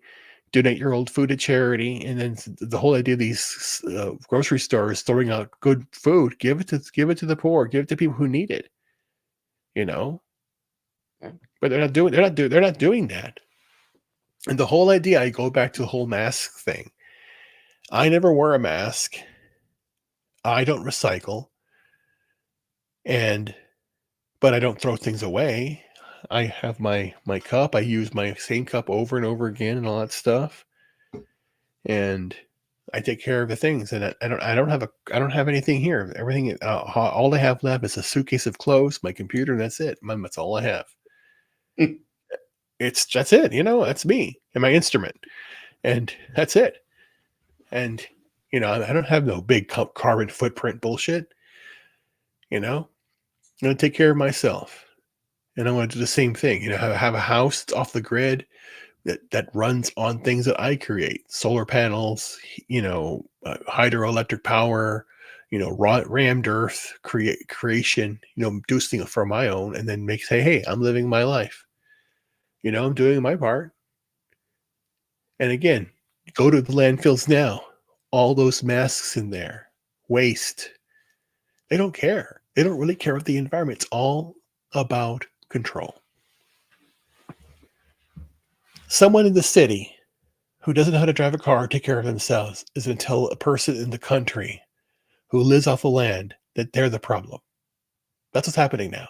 It's backwards. It's backwards. And it makes no sense. That's why I'm basically saying I'm not listening to these people anymore. Who was it? Candace Owens? That person said, how do you feel that you are triggering these people? How is she doing anything? The person is triggered by one person, then the person, it's a you problem. They are the ones that are having an issue. It's not Candace Owens' problem. She gave a response that reminds me of like Indiana Jones in the Raiders of the Lost Ark when the guy does all the and you go. Psh. She basically said, the answer that she gave back was, you know what, man, I'm pregnant. I can't answer your question. Just get a helmet and just get a life. Basically, like, come on, get over it already. Because it's I saw true. that response. You saw that. She was very, very quick on it. And Yes. there's like, what would you say to somebody who is concerned and triggered about your presence here? And she said, life's rough, wear a helmet. Yes. I love that. But that's the truth. That's some honesty now. And that's the whole thing. And I know that right now there are people that that are in the chat room right now, or we'll see this in the future. Shit. Life's tough, man. Life hits you hard. And you've got to like toughen up. And again, I know it's tough out there. It's gonna get worse. But again, we have each other, and we got to keep you. But again, you have your own back first. Take care of yourself. You'll do it, and I'm doing it. Follow me, and then we'll make it all work together and be happy. Got to keep it going. Cheesecake time. Uh-oh. What does that mean? I think Awesome One's getting ready to grab some dinner, some dessert. Oh my. Cheesecake sauce. No, not cheesecake sauce. Cheesecake sauce. Oh my God. I said it wrong. I said cheesecake. What sauce is good? Depending on I love cherries. My favorite drizzle or not drizzle, but there's a way to prepare the cherries that are not like, the candy. It's like all natural and the natural juice and very ripe, juicy cherries. But cherry is my favorite thing. And of course, I'm a guy. Of course, I like popping cherries. Anyway, so any other stories? You want some jokes? Just kidding.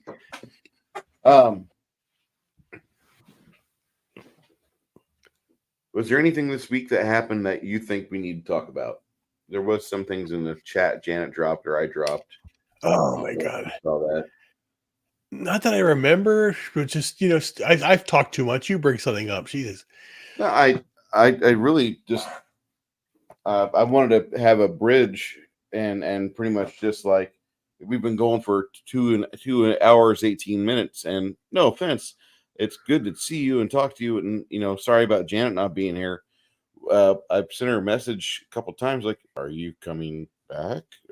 What's going on, Janet? And I can't get any word to her. I can't get any comments to her. So I'm assuming that her internet is tits up. I know. Yeah. Yeah. I don't know what happens to this stream. How long will it stay on? 12 hours. Oh, okay. Oh my God. God. But if we exit and we try to come back, we're going to be in the green room until she lets us back in. Correct. That's why I'm basically saying it's like we could stay here and just, shoot the shit theoretically and just, answer questions and just make, wing it until she comes, or then basically call it a night after what? I don't know how many were.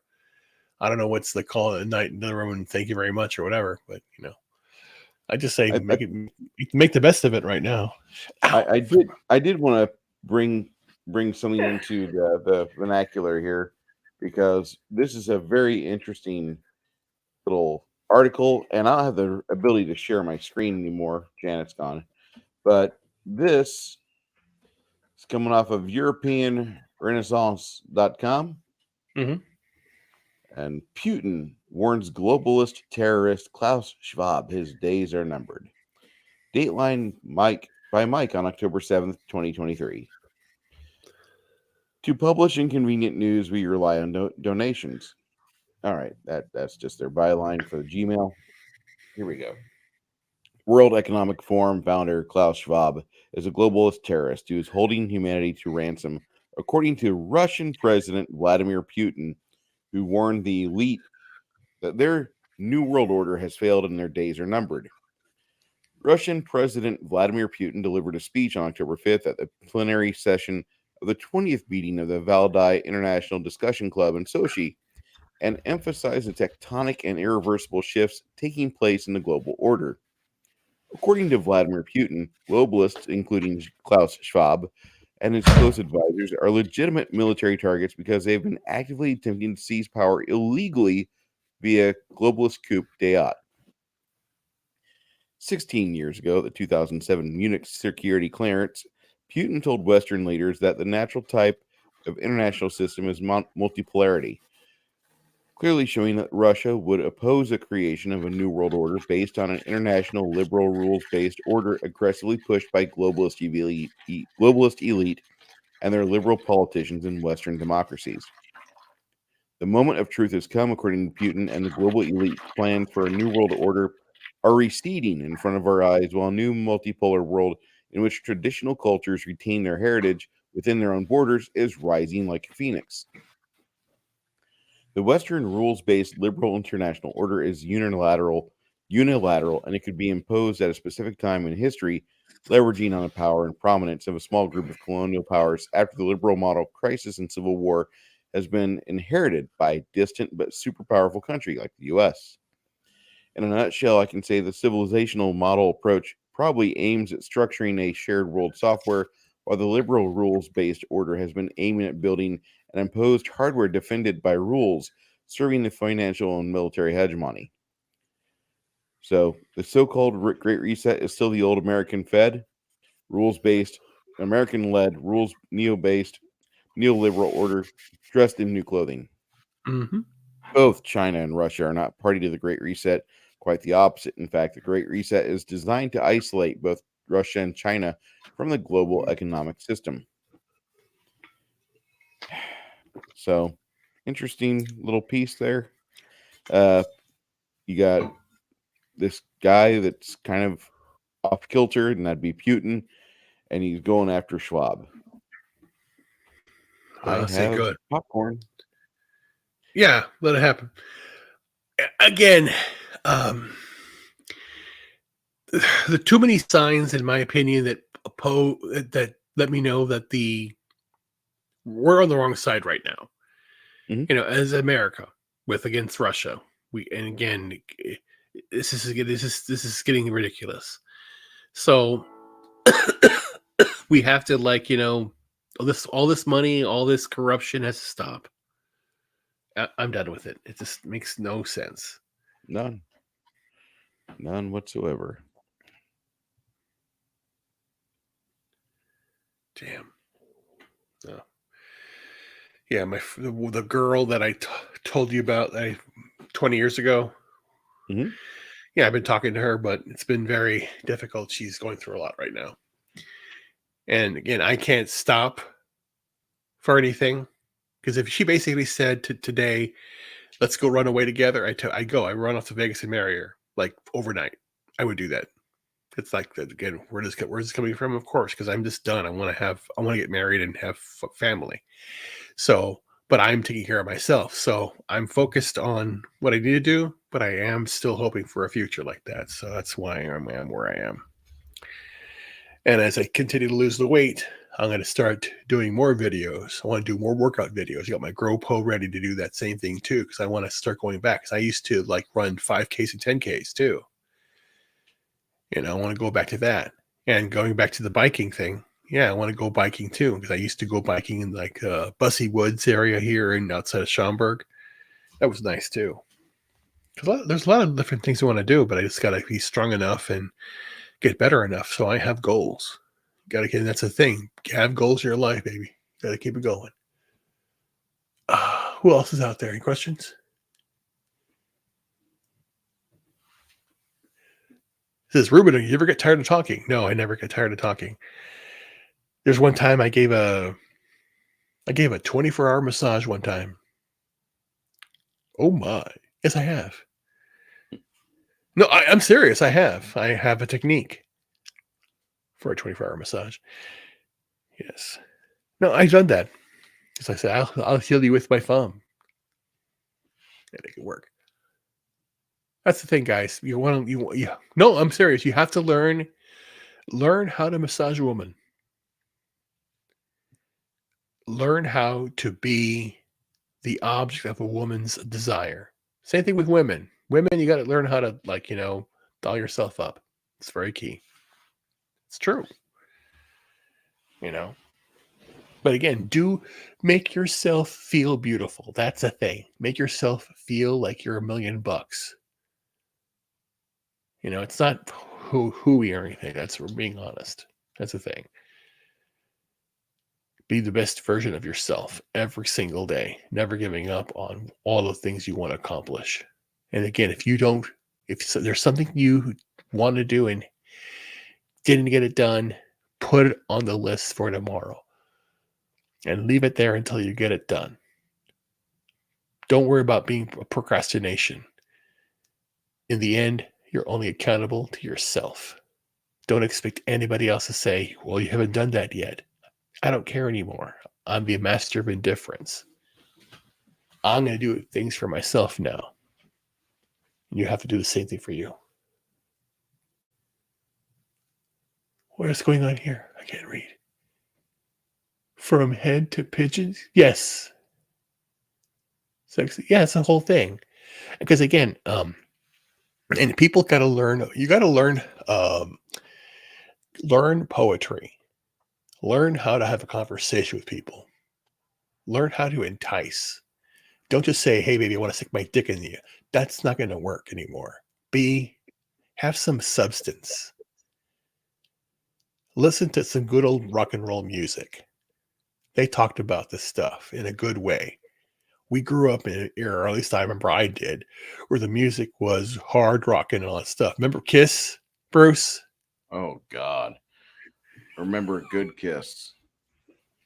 I know, but again, love good. Oh, and all this song, Stairway to Heaven. Then you had you had Motley Crue, and you had Aerosmith. You had Jesus. Who else? The Who.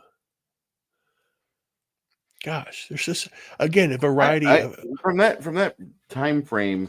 I actually listened to more Iron Maiden, Judas Priest, and Brown Oh Coal yeah, Station. Right, I did too. Because again, I was I don't know where you were, but when MTV went live I was 6 when that happened. Keep that in to mind. watch, well, I was a little older then, but to watch that, damn. How old was I? I was 12. Was I 12? Wait, hold on. Shit. 79, 80, 81, 82. Wait. 79, 80, 81. 81. 13. I was 13. Jesus. Yeah. No. It was like, it was profound. And again, all the music, the music videos, everything that was, on there. Amazing. And it was, again, it was just to not just hear the music for the first time, but to see it, to see what the representation of the artists, a whole entire genre was created. The video, the actual music video. But again, there were some that happened before. For me, ballet, and there were some silent films that were made that had the same principle. Disney did one, Fantasia in 1940, same principle as a music video, since classical music. The whole idea that's out there, sparse creativity, soundtracks, the good old soundtracks, Star Trek, Star Wars, Superman, brought something, gave you a connection, your own theme music, inspiring you.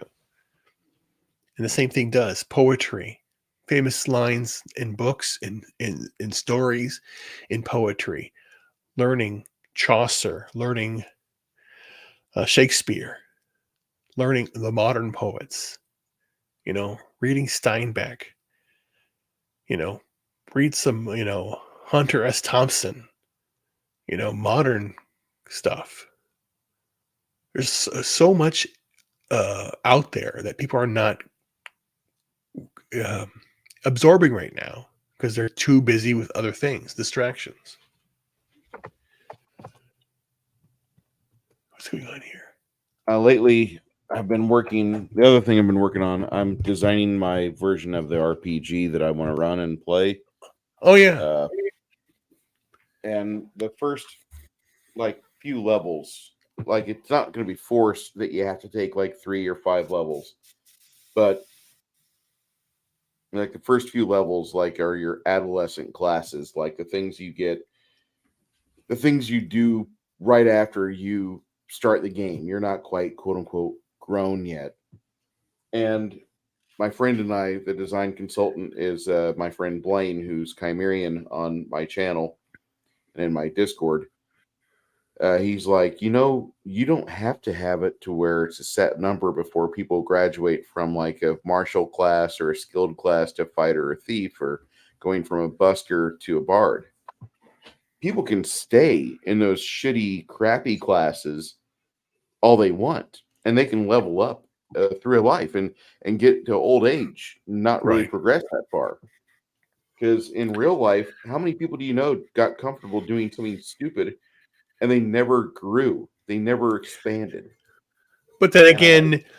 again, whose definition of expansion? What did they not expand? The analogy that I use is visual. Christmas time. Okay. Do you want to be in a home, beautiful, immaculate Christmas tree, and all the ornate music, found food, or you'd see the exact opposite, a house with barely anything in it, and then one little tree, and some food on the table, but not much, but it's enough to get by. But then under the tree, you see all these gifts, right? And you see the family and see how happy they are. And then you're transported back to the vision of that house that had everything. Well, the And thing is that, I mean, like, the reason why a person might want that sort of thing to have a life of giving might be very altruistic, but a lot of people never get that realization. They never hit that level of Young's pyramid. They right, get the part where they learn how to create their own shelter, and they never really get the entire develop a heart full of giving. They right, never get that. That's something they just, it's nothing against them. It's just that they were happy when they were able to get food, water, and shelter, and they didn't have to struggle so hard to get those things. And a lot of people are at that level in life right, where they're like, hey, I got my bills paid, I'm good, or I'm a month and a half behind in my car payment, but I'm still okay. right. Because I summer's over, I don't got to pay AC anymore. Air conditioning's going off. Woo! I get it. I understand why people do things or live the ways they do. And so Kai and I were talking about this, and for the game perspective, like, you could progress throughout the game without really quote unquote evolving or progressing, but the more options you have, the better potential character you'll develop. It's just that you got to take your ends quick. You got to get that opportunity given to you, or you got to develop the resources to pay for it outright first. Now, here's a question, and I want basically people to answer this also in the chat in a way. Do you think that society tells you that you have to pick a career path and follow that career path and then do your best at it? Or does society say you can do anything you want and you have to take the risk and you may fail? What does society tend to side with?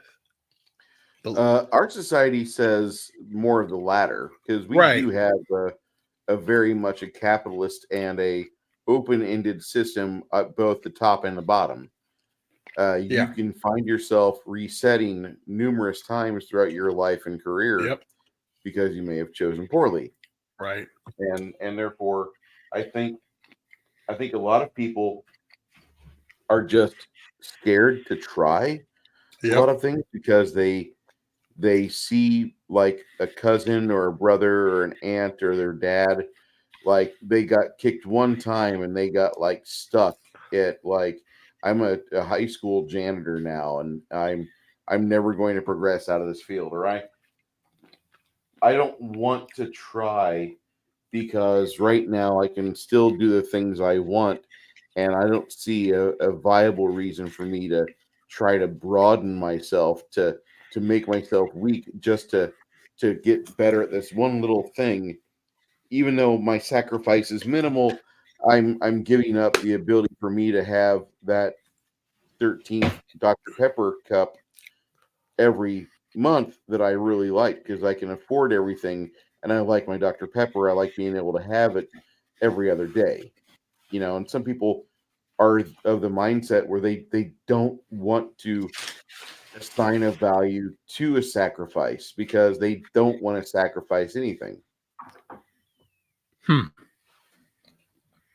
Yep. And society, will tell you for the most part, you can do whatever you want. Enjoy yourself. Go for it. Oh, that reminds me that there was a God. Where is it? There's a Key and Peele thing where they're sitting there praying to God. This is what tell us what to do, God, and God actually shows up and basically says, "Sell all your possessions and give everything to the poor." And they're like, "Oh my God, this place is haunted! Run! It's a demon!" But it's so funny because it's like people don't want to do what they need to do, the self-sacrifice. And that's where I am. I'm ready to do that. I'm ready to do it. That is basically why I use my real name, because I don't care, because I'm the master of indifference, doing the things I do because I want to just live a life and be happy. Some people think that the opposite of love is hate. It's not. It's indifference. I'm doing things because I want to be happy. Nothing's going to affect me anymore. I support what Trump is doing. I support what a lot of things people do that, I support. And it's not about activism. Hey, you need help? You need advice? I'm here to help. That's it. I'm not an activist. I want to live my life, be happy, and continue to do that.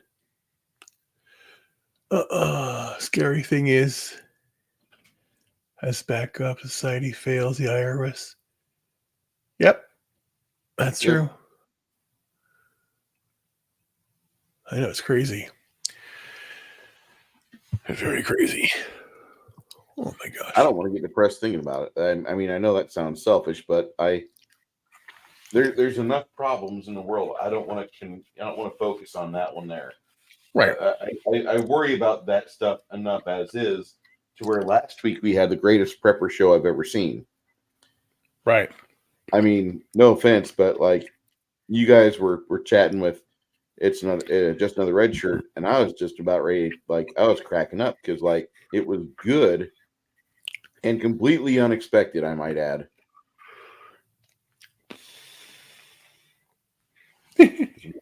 Rather well entertained. Yeah. As I'm saying, it's like all we do is mention like any subject. I said any subject and it works. But the thing is that the bottom line here is, like I said, what is an apocalypse? I basically take it literally. It's to reveal. It's an unveiling. It's to show what is really happening. It is not about destruction. It's about revelation. That's what you have to remember. And the revelation is, and the truth is, and you think about this truth, if you're a musician or you've heard music being played before. When you play music, if you play two notes close to each other, it's dissonant.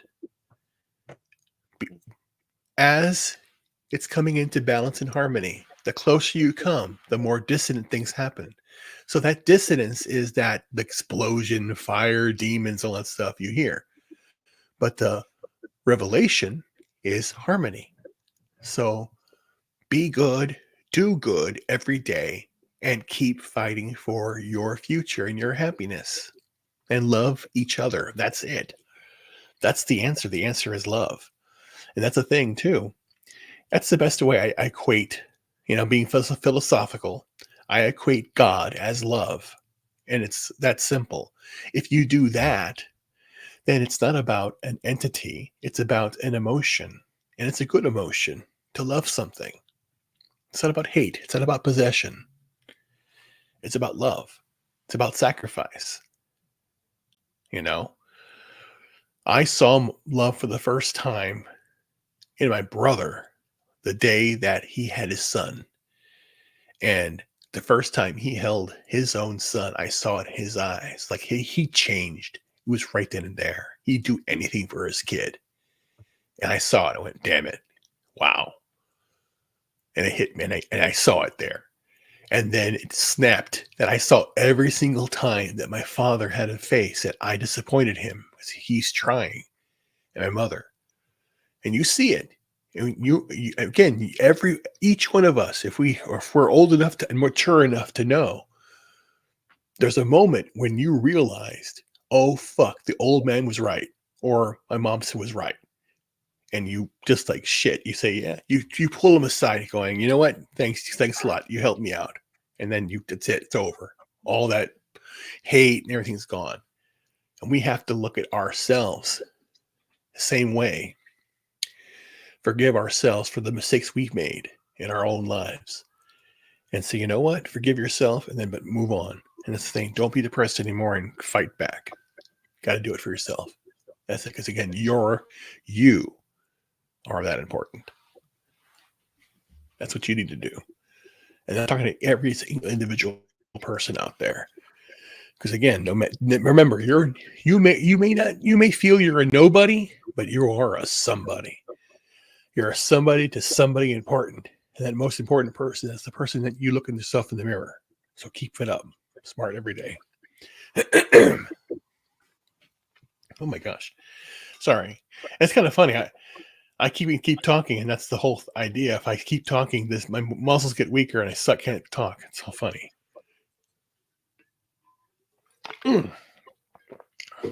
Yeah. All right. But it is strange. It's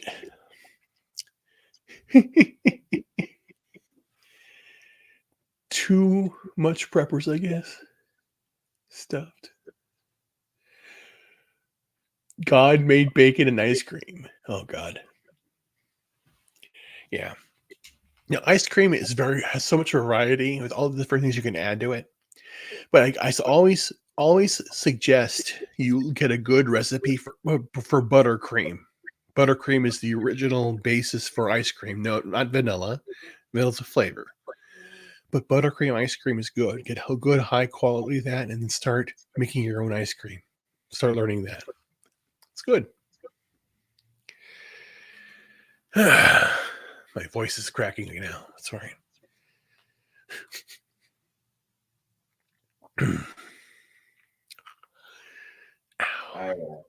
Now, this is again. You want to know? I'm fine. But again, the fact that I've been talking this long, my condition makes my muscles shut down, and I can't talk right now. And this is I'm fine. It just feels weird. But this is my condition. It's a muscle condition. It's an autoimmune condition. Like MS. But I'm still fighting right now too. Because again, that's what I'm saying. Even though I feel like shit right now, I'm still here. Because that's what's important.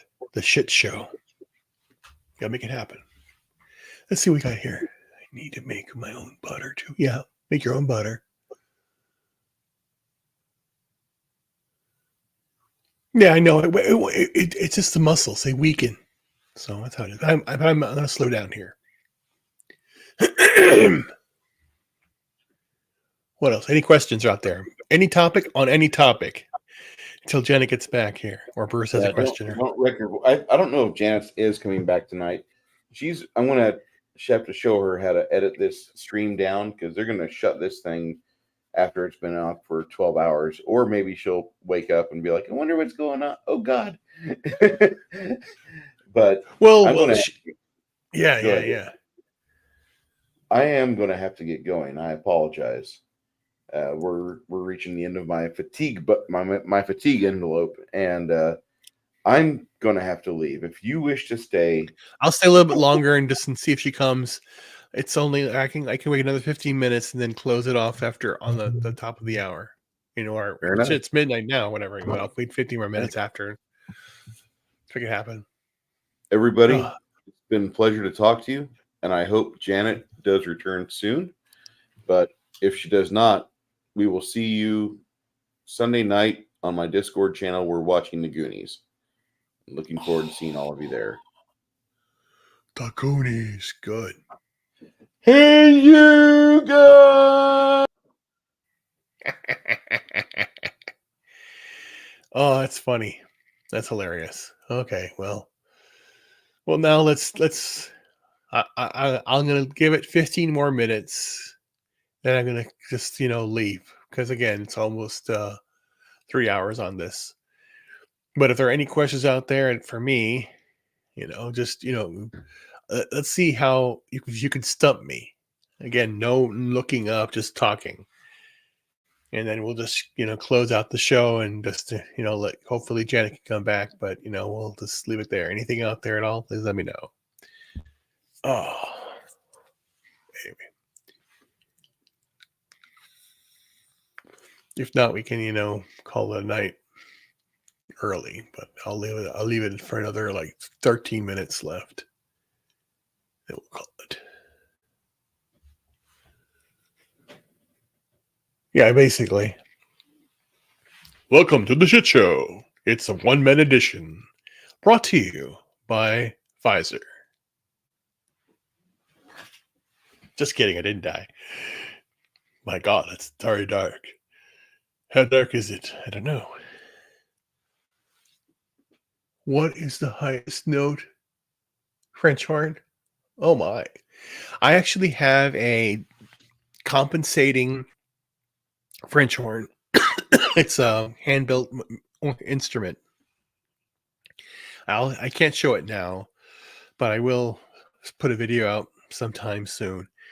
It's on my Instagram too, all that stuff. It's a sterling silver horn, and the highest note that I can play is an F above high F on this instrument. Well, actually E flat basically, and it's pretty high for a horn, That's C, D, E, F, the high C above G, and then going up to the F. So it's good. And going down to low notes as well. And I was a horn player, started playing horn in 82 and went to school in Chicago at the Vandercook College of Music. And then from there, I went into technology and started my business in 1998 after being a data analyst for United Healthcare Corporation. And then from there, started doing consulting across the United States and the world. So I've had clients I've worked with, not for, I do subcontracting work. United Healthcare, I've done work for Optum, worked for Aetna. I've done work with Ford. I've done work with Northern Trust Bank, all these different things. Biggest clients, of course, are, healthcare organizations, technology corporations, and all that stuff. And I do consulting for them, setting up systems, developing them, getting them out there. That's what I do. I'm a STEM guy. Let's see what we got here. I write music too. My studying is classically trained through the Vandercook College. But my favorite period of music is the late Romantic period, the period that's garnered by, there are two main composers that, subsequent to the classical and late Romantic period, or the near Romantic period. It's Anton Bruckner and Gustav Mahler. Those are the ones that I love the most. And it's more about horn sonority, power, brass, large music, complex, that's what I do, and I do write. I have written written works, but I haven't had anything performed yet. The majority of the songs that I have written, I recorded them on CD, and I need to get those transcribed out. And that's one thing I do plan on doing once I find a home to start my life back again. And I do plan on doing other things like writing my books and papers and stuff. So that's what I do. I have ideas on building hydropower plants, for the house, how to construct a home, and you do a lot of different things. I've talked about this throughout the last year, 2023, as I'm healing up. And, that's one of the things I'm going to be doing. That's why I'm looking for a place with some land so I can, utilize land fish, get some, my own variation of hydropower, and even build a gravity battery. And that's one thing that I've been investigating too, the works of Nikola Tesla and what he's done and how to implement that. That's why one of the places I would like to go is Colorado Springs, to investigate and work with the Tesla people there. Any other questions from anybody? I mean, be obscure. Again, I'm not typing anything because I enjoy, the one thing I love and most enjoy is to talk to people. I want to understand. I want to educate myself. I don't have any hobbies. I just do things. What kind of books are you interested in here? Me for books. The main thing I do, I read a lot of technical manuals. I want to understand the processes, why things are done the way they are done. Like, just like, the top 10 steps to get something done. I want to figure out how to make it done in 9, 8, 7, simplify things, bring them down to their easiest way of doing it. But it's not about being lazy. It's about being innovative. So when it comes to books, classic books, I like Ayn Rand, The Fountainhead, Atlas Shrugged, and then of course,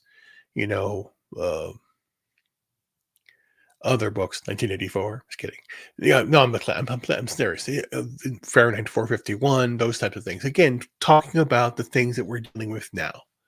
Everything's about a preparation for being self-sufficient and being a rugged individualist. Because again, in all of these stories, and even in the hero stories, the one we all can relate with, in my opinion, is Spider-Man. With great power comes great responsibility. You have great power. You, as the individual, you have great power. You can do anything you want. What's stopping you from doing anything? What's stopping me from doing my life? This illness, the fact that I don't have a job. I'm trying to find work and to find a place to live. And I'm working hard at doing it. And what can I control? I can control this illness, medicate myself, heal my body, which is working. To come from 650 down to 370 within a year is amazing. And I'm going to continue to do this. I have to fight for it. I want you to do the same thing and fight. And again, I may be repeating myself, but the reason I'm doing it is because I myself am cheering myself on as saying this, because that's how I have to work. What happened? You're planning on using or building fish hydroponics. Yeah, aquaponics for fish, yes. Yeah, basically the idea that, because for me, it's like I want part of that land to be like its own little mini ecosystem.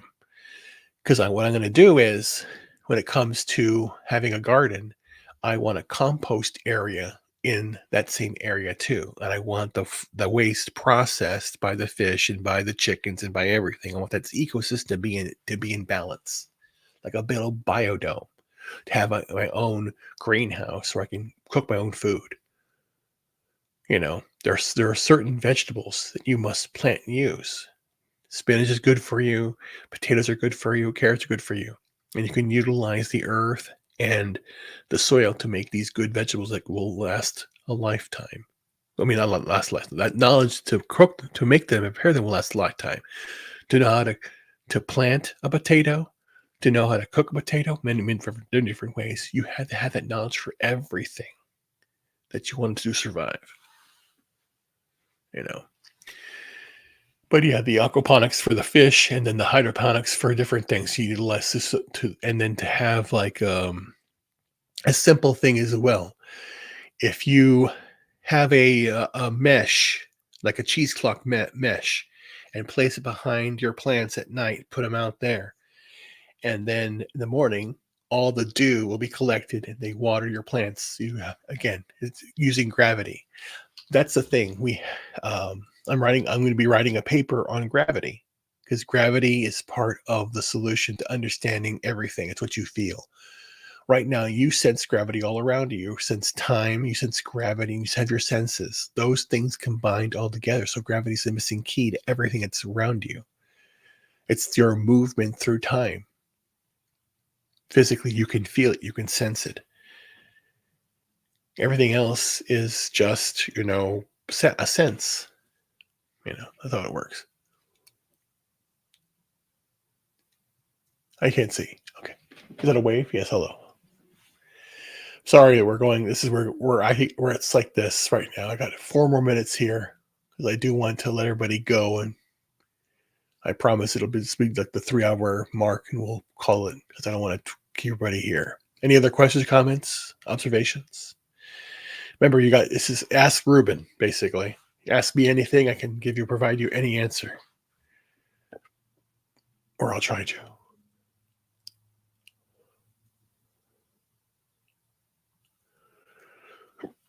Excuse me. It's weird, I can't even play something for you guys. Janet, that's gonna... What if she... Oh my God, let me see.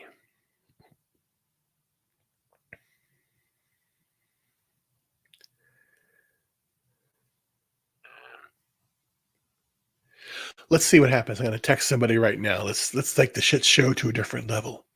It's a shit show after dark, baby. What? I am okay.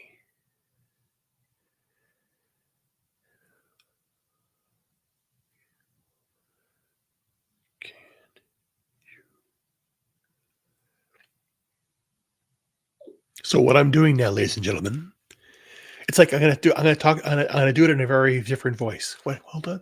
My wife and I ourselves. Oh yeah, the same thing. Yeah. For the last 2.5 years now, I don't wear shoes. I wear sandals and be barefoot. But again, walking is very difficult, so I have to use the sandals. But I go outside and touch grass and stuff.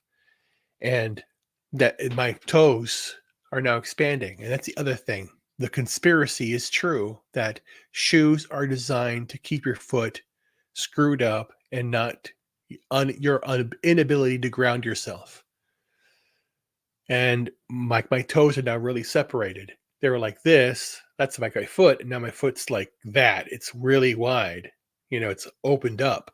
So it's starting to like free itself and be open. So it's important. You have to ground yourself and, walk on the grass more. And to do that, it's important. Wayne's World, girl.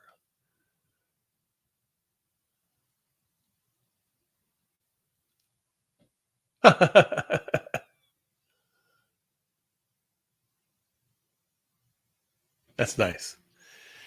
Yeah.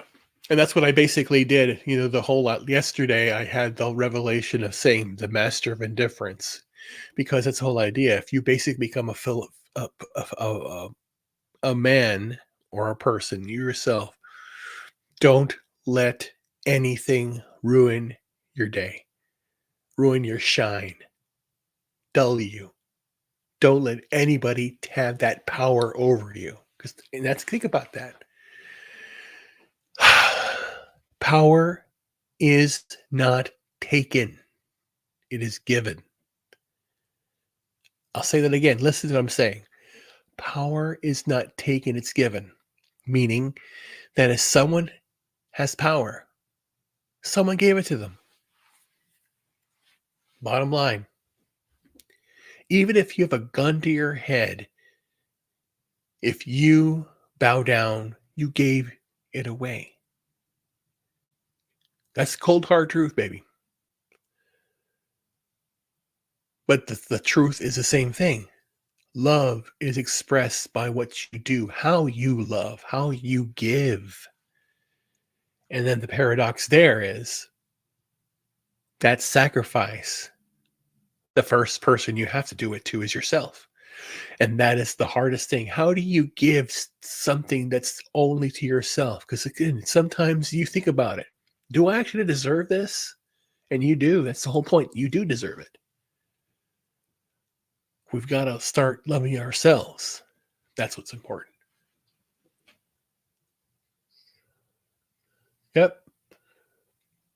And that's the thing. We have to start living our lives simply again. The best analogy there is the Lord of the Rings, the elves.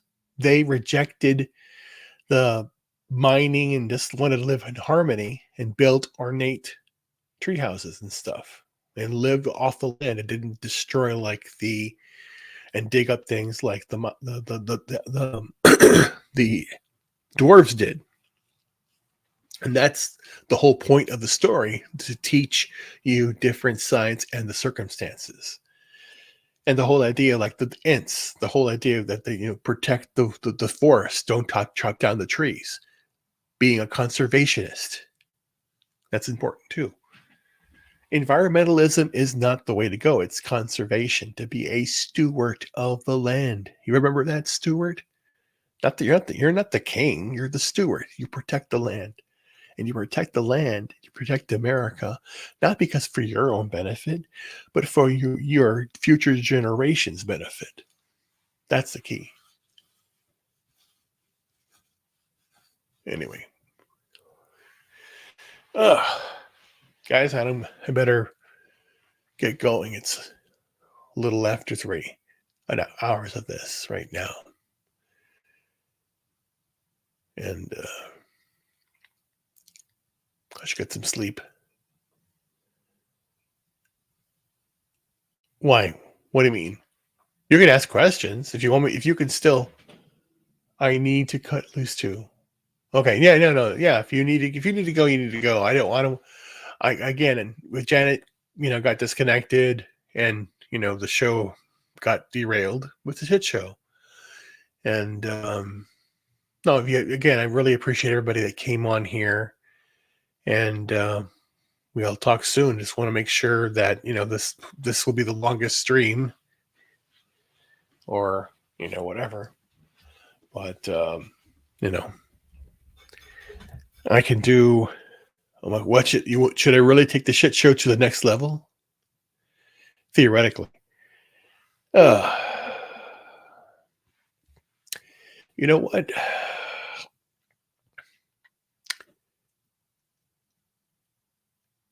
Yes, sir. Yes, sir. Yeah, that's that. Yeah. Here's what I'll do.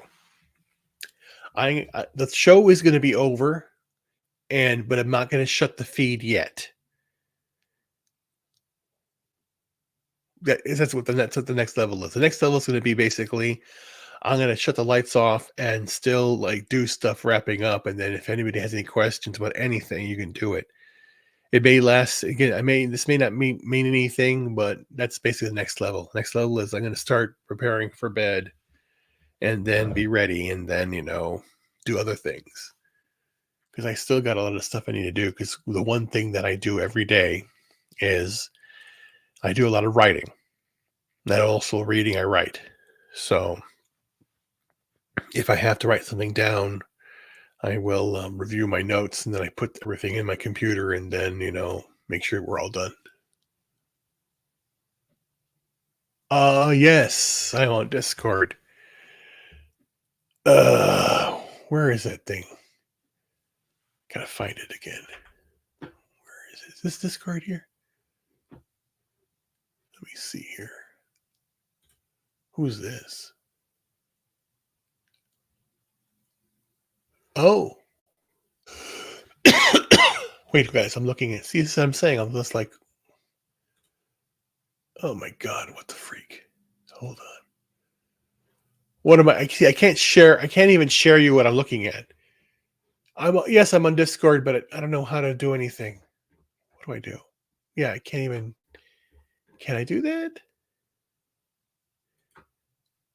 I'm in Janet's group. I just don't know how to work on anything right now. I'm a little tired. Let me see. It says Janet and Bruce and all the hip kids can use it. Yeah, guys, take care, guys. Oh my gosh. So yeah. So, ladies and gentlemen, boys and girls, thank you for. Wait, what am I doing? I'm ending the show, but I'm not ending the show. What I'm doing is ending the portion of it. This is the next level portion stuff right now. So thank you. So then let's do it that way. I don't even know. Oh my God, I should do that. I should do it this way. Hold on, let me do it this way. Let me see something. Let me see. That doesn't help me anyway. That doesn't help me. Wait, I'm doing it wrong. Hold on. See, I tell you already, I'm already really wait, hold on. Oh, what I'm going to do is, Janet. Why is it looking weird?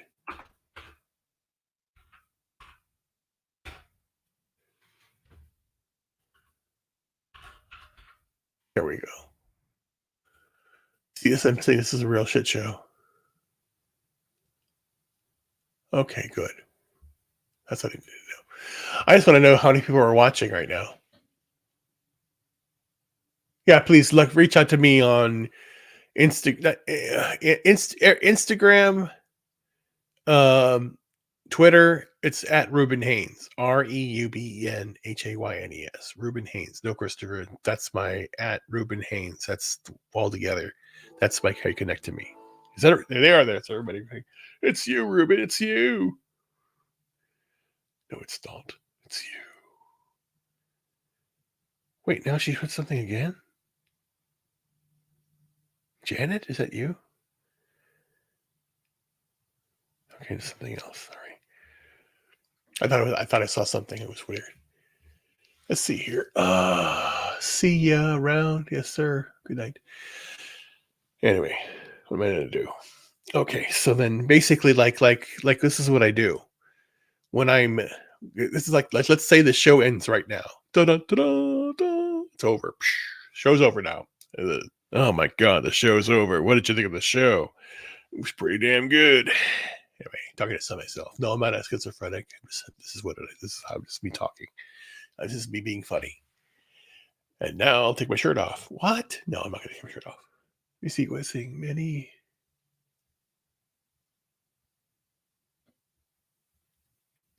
Damn. Well. Damn. Oh my God. See, I have my tea here. What I do, I drink my tea. I drink a lot of, I drink tea. And water. So I basically will take the tea like this. What is it? Snapple tea. And I cut it with water and cocaine. And then, let's get no cocaine. There's no cocaine in tea. It's in coffee. No. Then I drink that the rest of the evening so I can stay, hydrated and have the flow of the food and all that stuff flow, because I basically now eat once a day. And today I made a damn good soup. Jesus. Freaking shadow bands. Yeah. I made some damn good soup today. I basically got it's on the X. So I took I got a roasted chicken. I got some potatoes. Then I got some butternut squash. And then I got some bone broth and apple cider vinegar. So I put the freaking potatoes on the grill and heat them up so that they start to get crispy and soft on the outside, but not burnt. Then I put the bone broth and stew them. and then drop the whole chicken on it. And then I put all the herbs, spices. I put in some Nashville hot sauce, the whole fucking bottle, into this. So it's all drenched and hot and spicy. And then the squash goes in there, and then let it all stew for like 4 hours. Come back. The chicken is disintegrated. I take out all the bones, and then I add, and the potatoes are like crispy. And then I basically add in all the vegetables. So it's a chicken. It's a hot, spicy chicken soup, and has potatoes in it. And all I'm gonna do is continue to add vegetables into it and have that as a meal. It's gonna be a good, healthy food, you know. And when I added all of the other ingredients to other vegetables, it ferments and it helps your own body's digestion. I did that same thing last month when I bought some hamburger. I did the same thing with that to let all the natural fat of the beef be the engine to make the food taste good. And to top it off, you use like a spinach or a kale. Yes, I know kale can be nasty sometimes, but it's very high, rich, dark green is very good for you to eat. You know. Yeah, the bone broth is good for you. Got a lot of protein in there. And the other thing you should do and consider doing is donating blood. If you donate blood every 3 months, you reduce blood cells. It's like refreshing your blood faster. You clean it out. You start living a good, clean life. But again, do me a favor. Have fucking fun, dude. Go out there and have fun. Go. The next meetup is going to be April. In April, I think it was April 2024 in Vegas. Go there, man. Have some fun. But we're networking. Network, have fun, and enjoy life. And then I think Barry's having a meetup in the mid-November timeframe in Wisconsin. I may go to that. Or I want to go to that to make sure I feel better and I feel good enough to go. Let me see here. Anybody else? Any other questions? Anyway, nothing. See, the show's over. Show's over, man. See, this is a shit show now. I'm going to start yawning and falling asleep. It's like, man, it's crazy. What's going on here? I have no idea.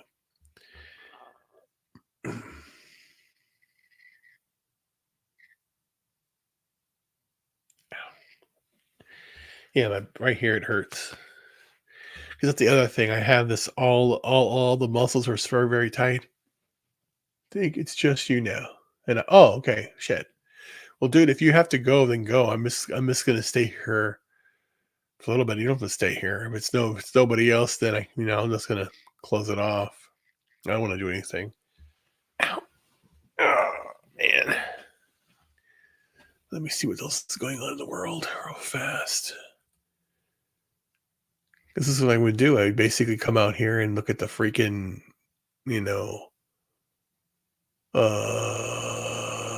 internet. And I just, search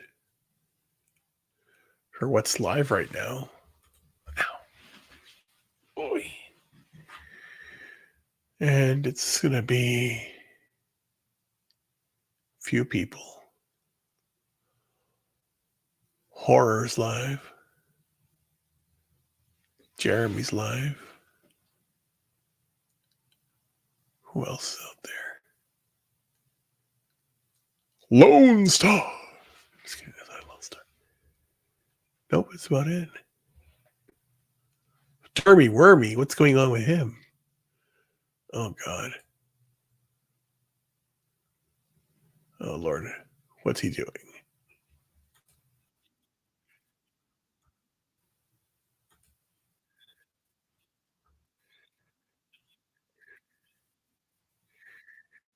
Oh, you probably can't hear me, but I'm doing. I'm listening to Dermy Wormy and all the.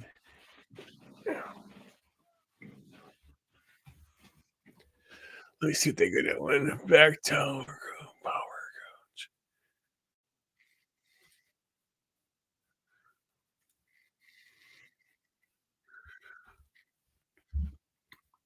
Hey now.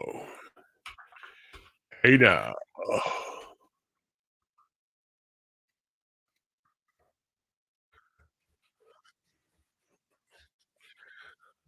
Oh.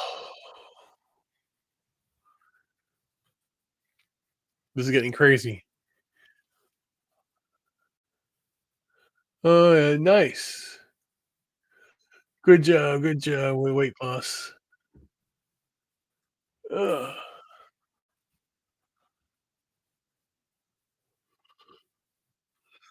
Hmm. Ugh.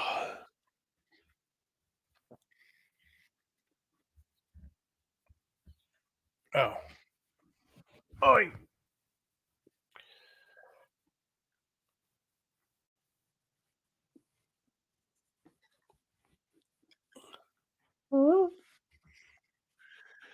Ugh. This is what I do right here. I turned off one light already. My goal is 175 to 200. Yep. Yeah, that's the thing. Yeah, I'm 6'2", so it was like, like it was like 197. I went 197. Jesus. Can't do 197. 200, 189. 199. Oh.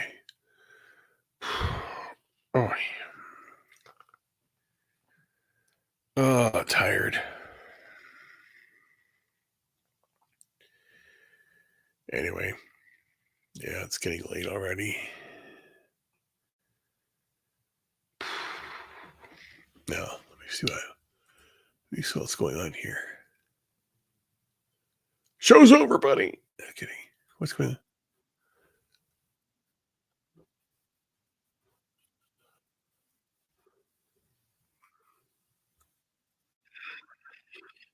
Ugh.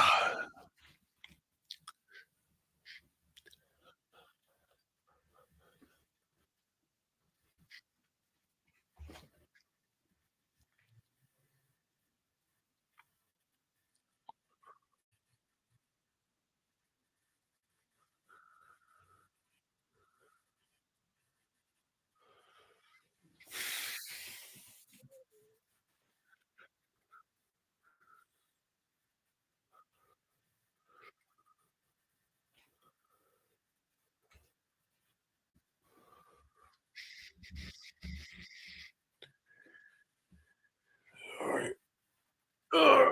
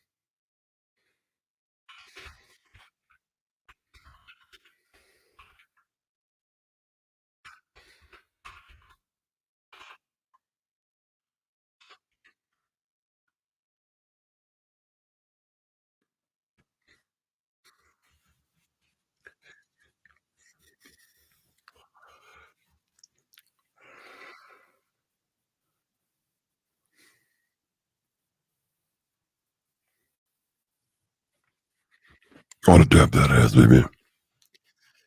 What are you doing, Ruby? What are you doing? What are you doing? As part of the shit show, the After Hours game. What are you doing? What did I just do? Yes, I come on. Oh wait, hold on. What am I doing? Oh my god, it's not. I'm screwing everything up. Hold on. I made a comment on the shit on Dermy Wormy's Ballbusters. See if they actually talk about it.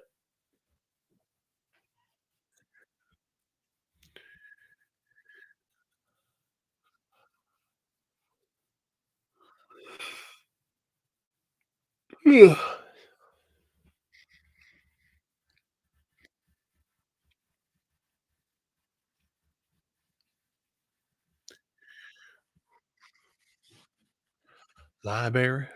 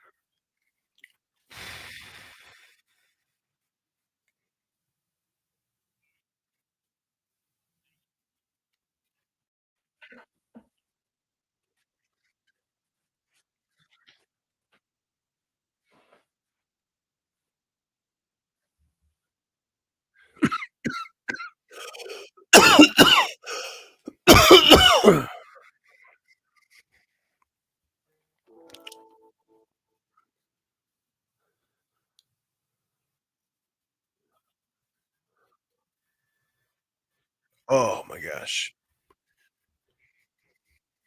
Tired. Too tired, man. Is it over?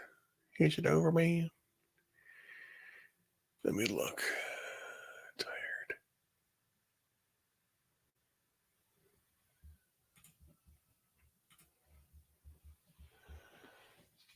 Oh, good. Oh, good. Oh, my Lord.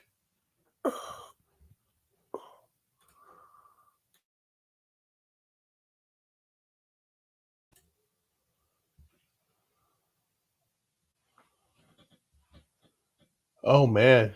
That's terrible. Anyway, I'm getting tired. I gotta sleep myself. Shit.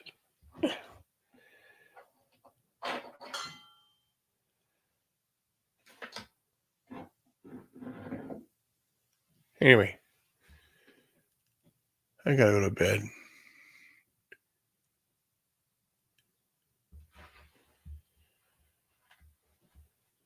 Janet,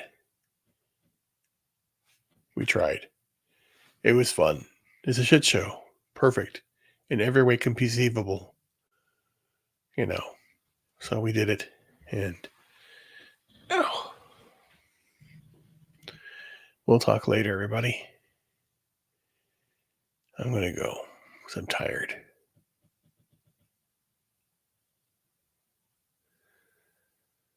I just wish it was all. Oh. Okay, there you are. Anyway, I ought to bounce. I'll talk to you. Good. Yes. Good night, bless sir. Sorry. Yeah, I hit the hay. Ugh, I'm tired. Yeah, this show will just die away probably, but we'll see what happens. Anyway, guys, talk to you soon. Take care. Have a wonderful evening, and have a wonderful evening. Good night. Bye. Bye.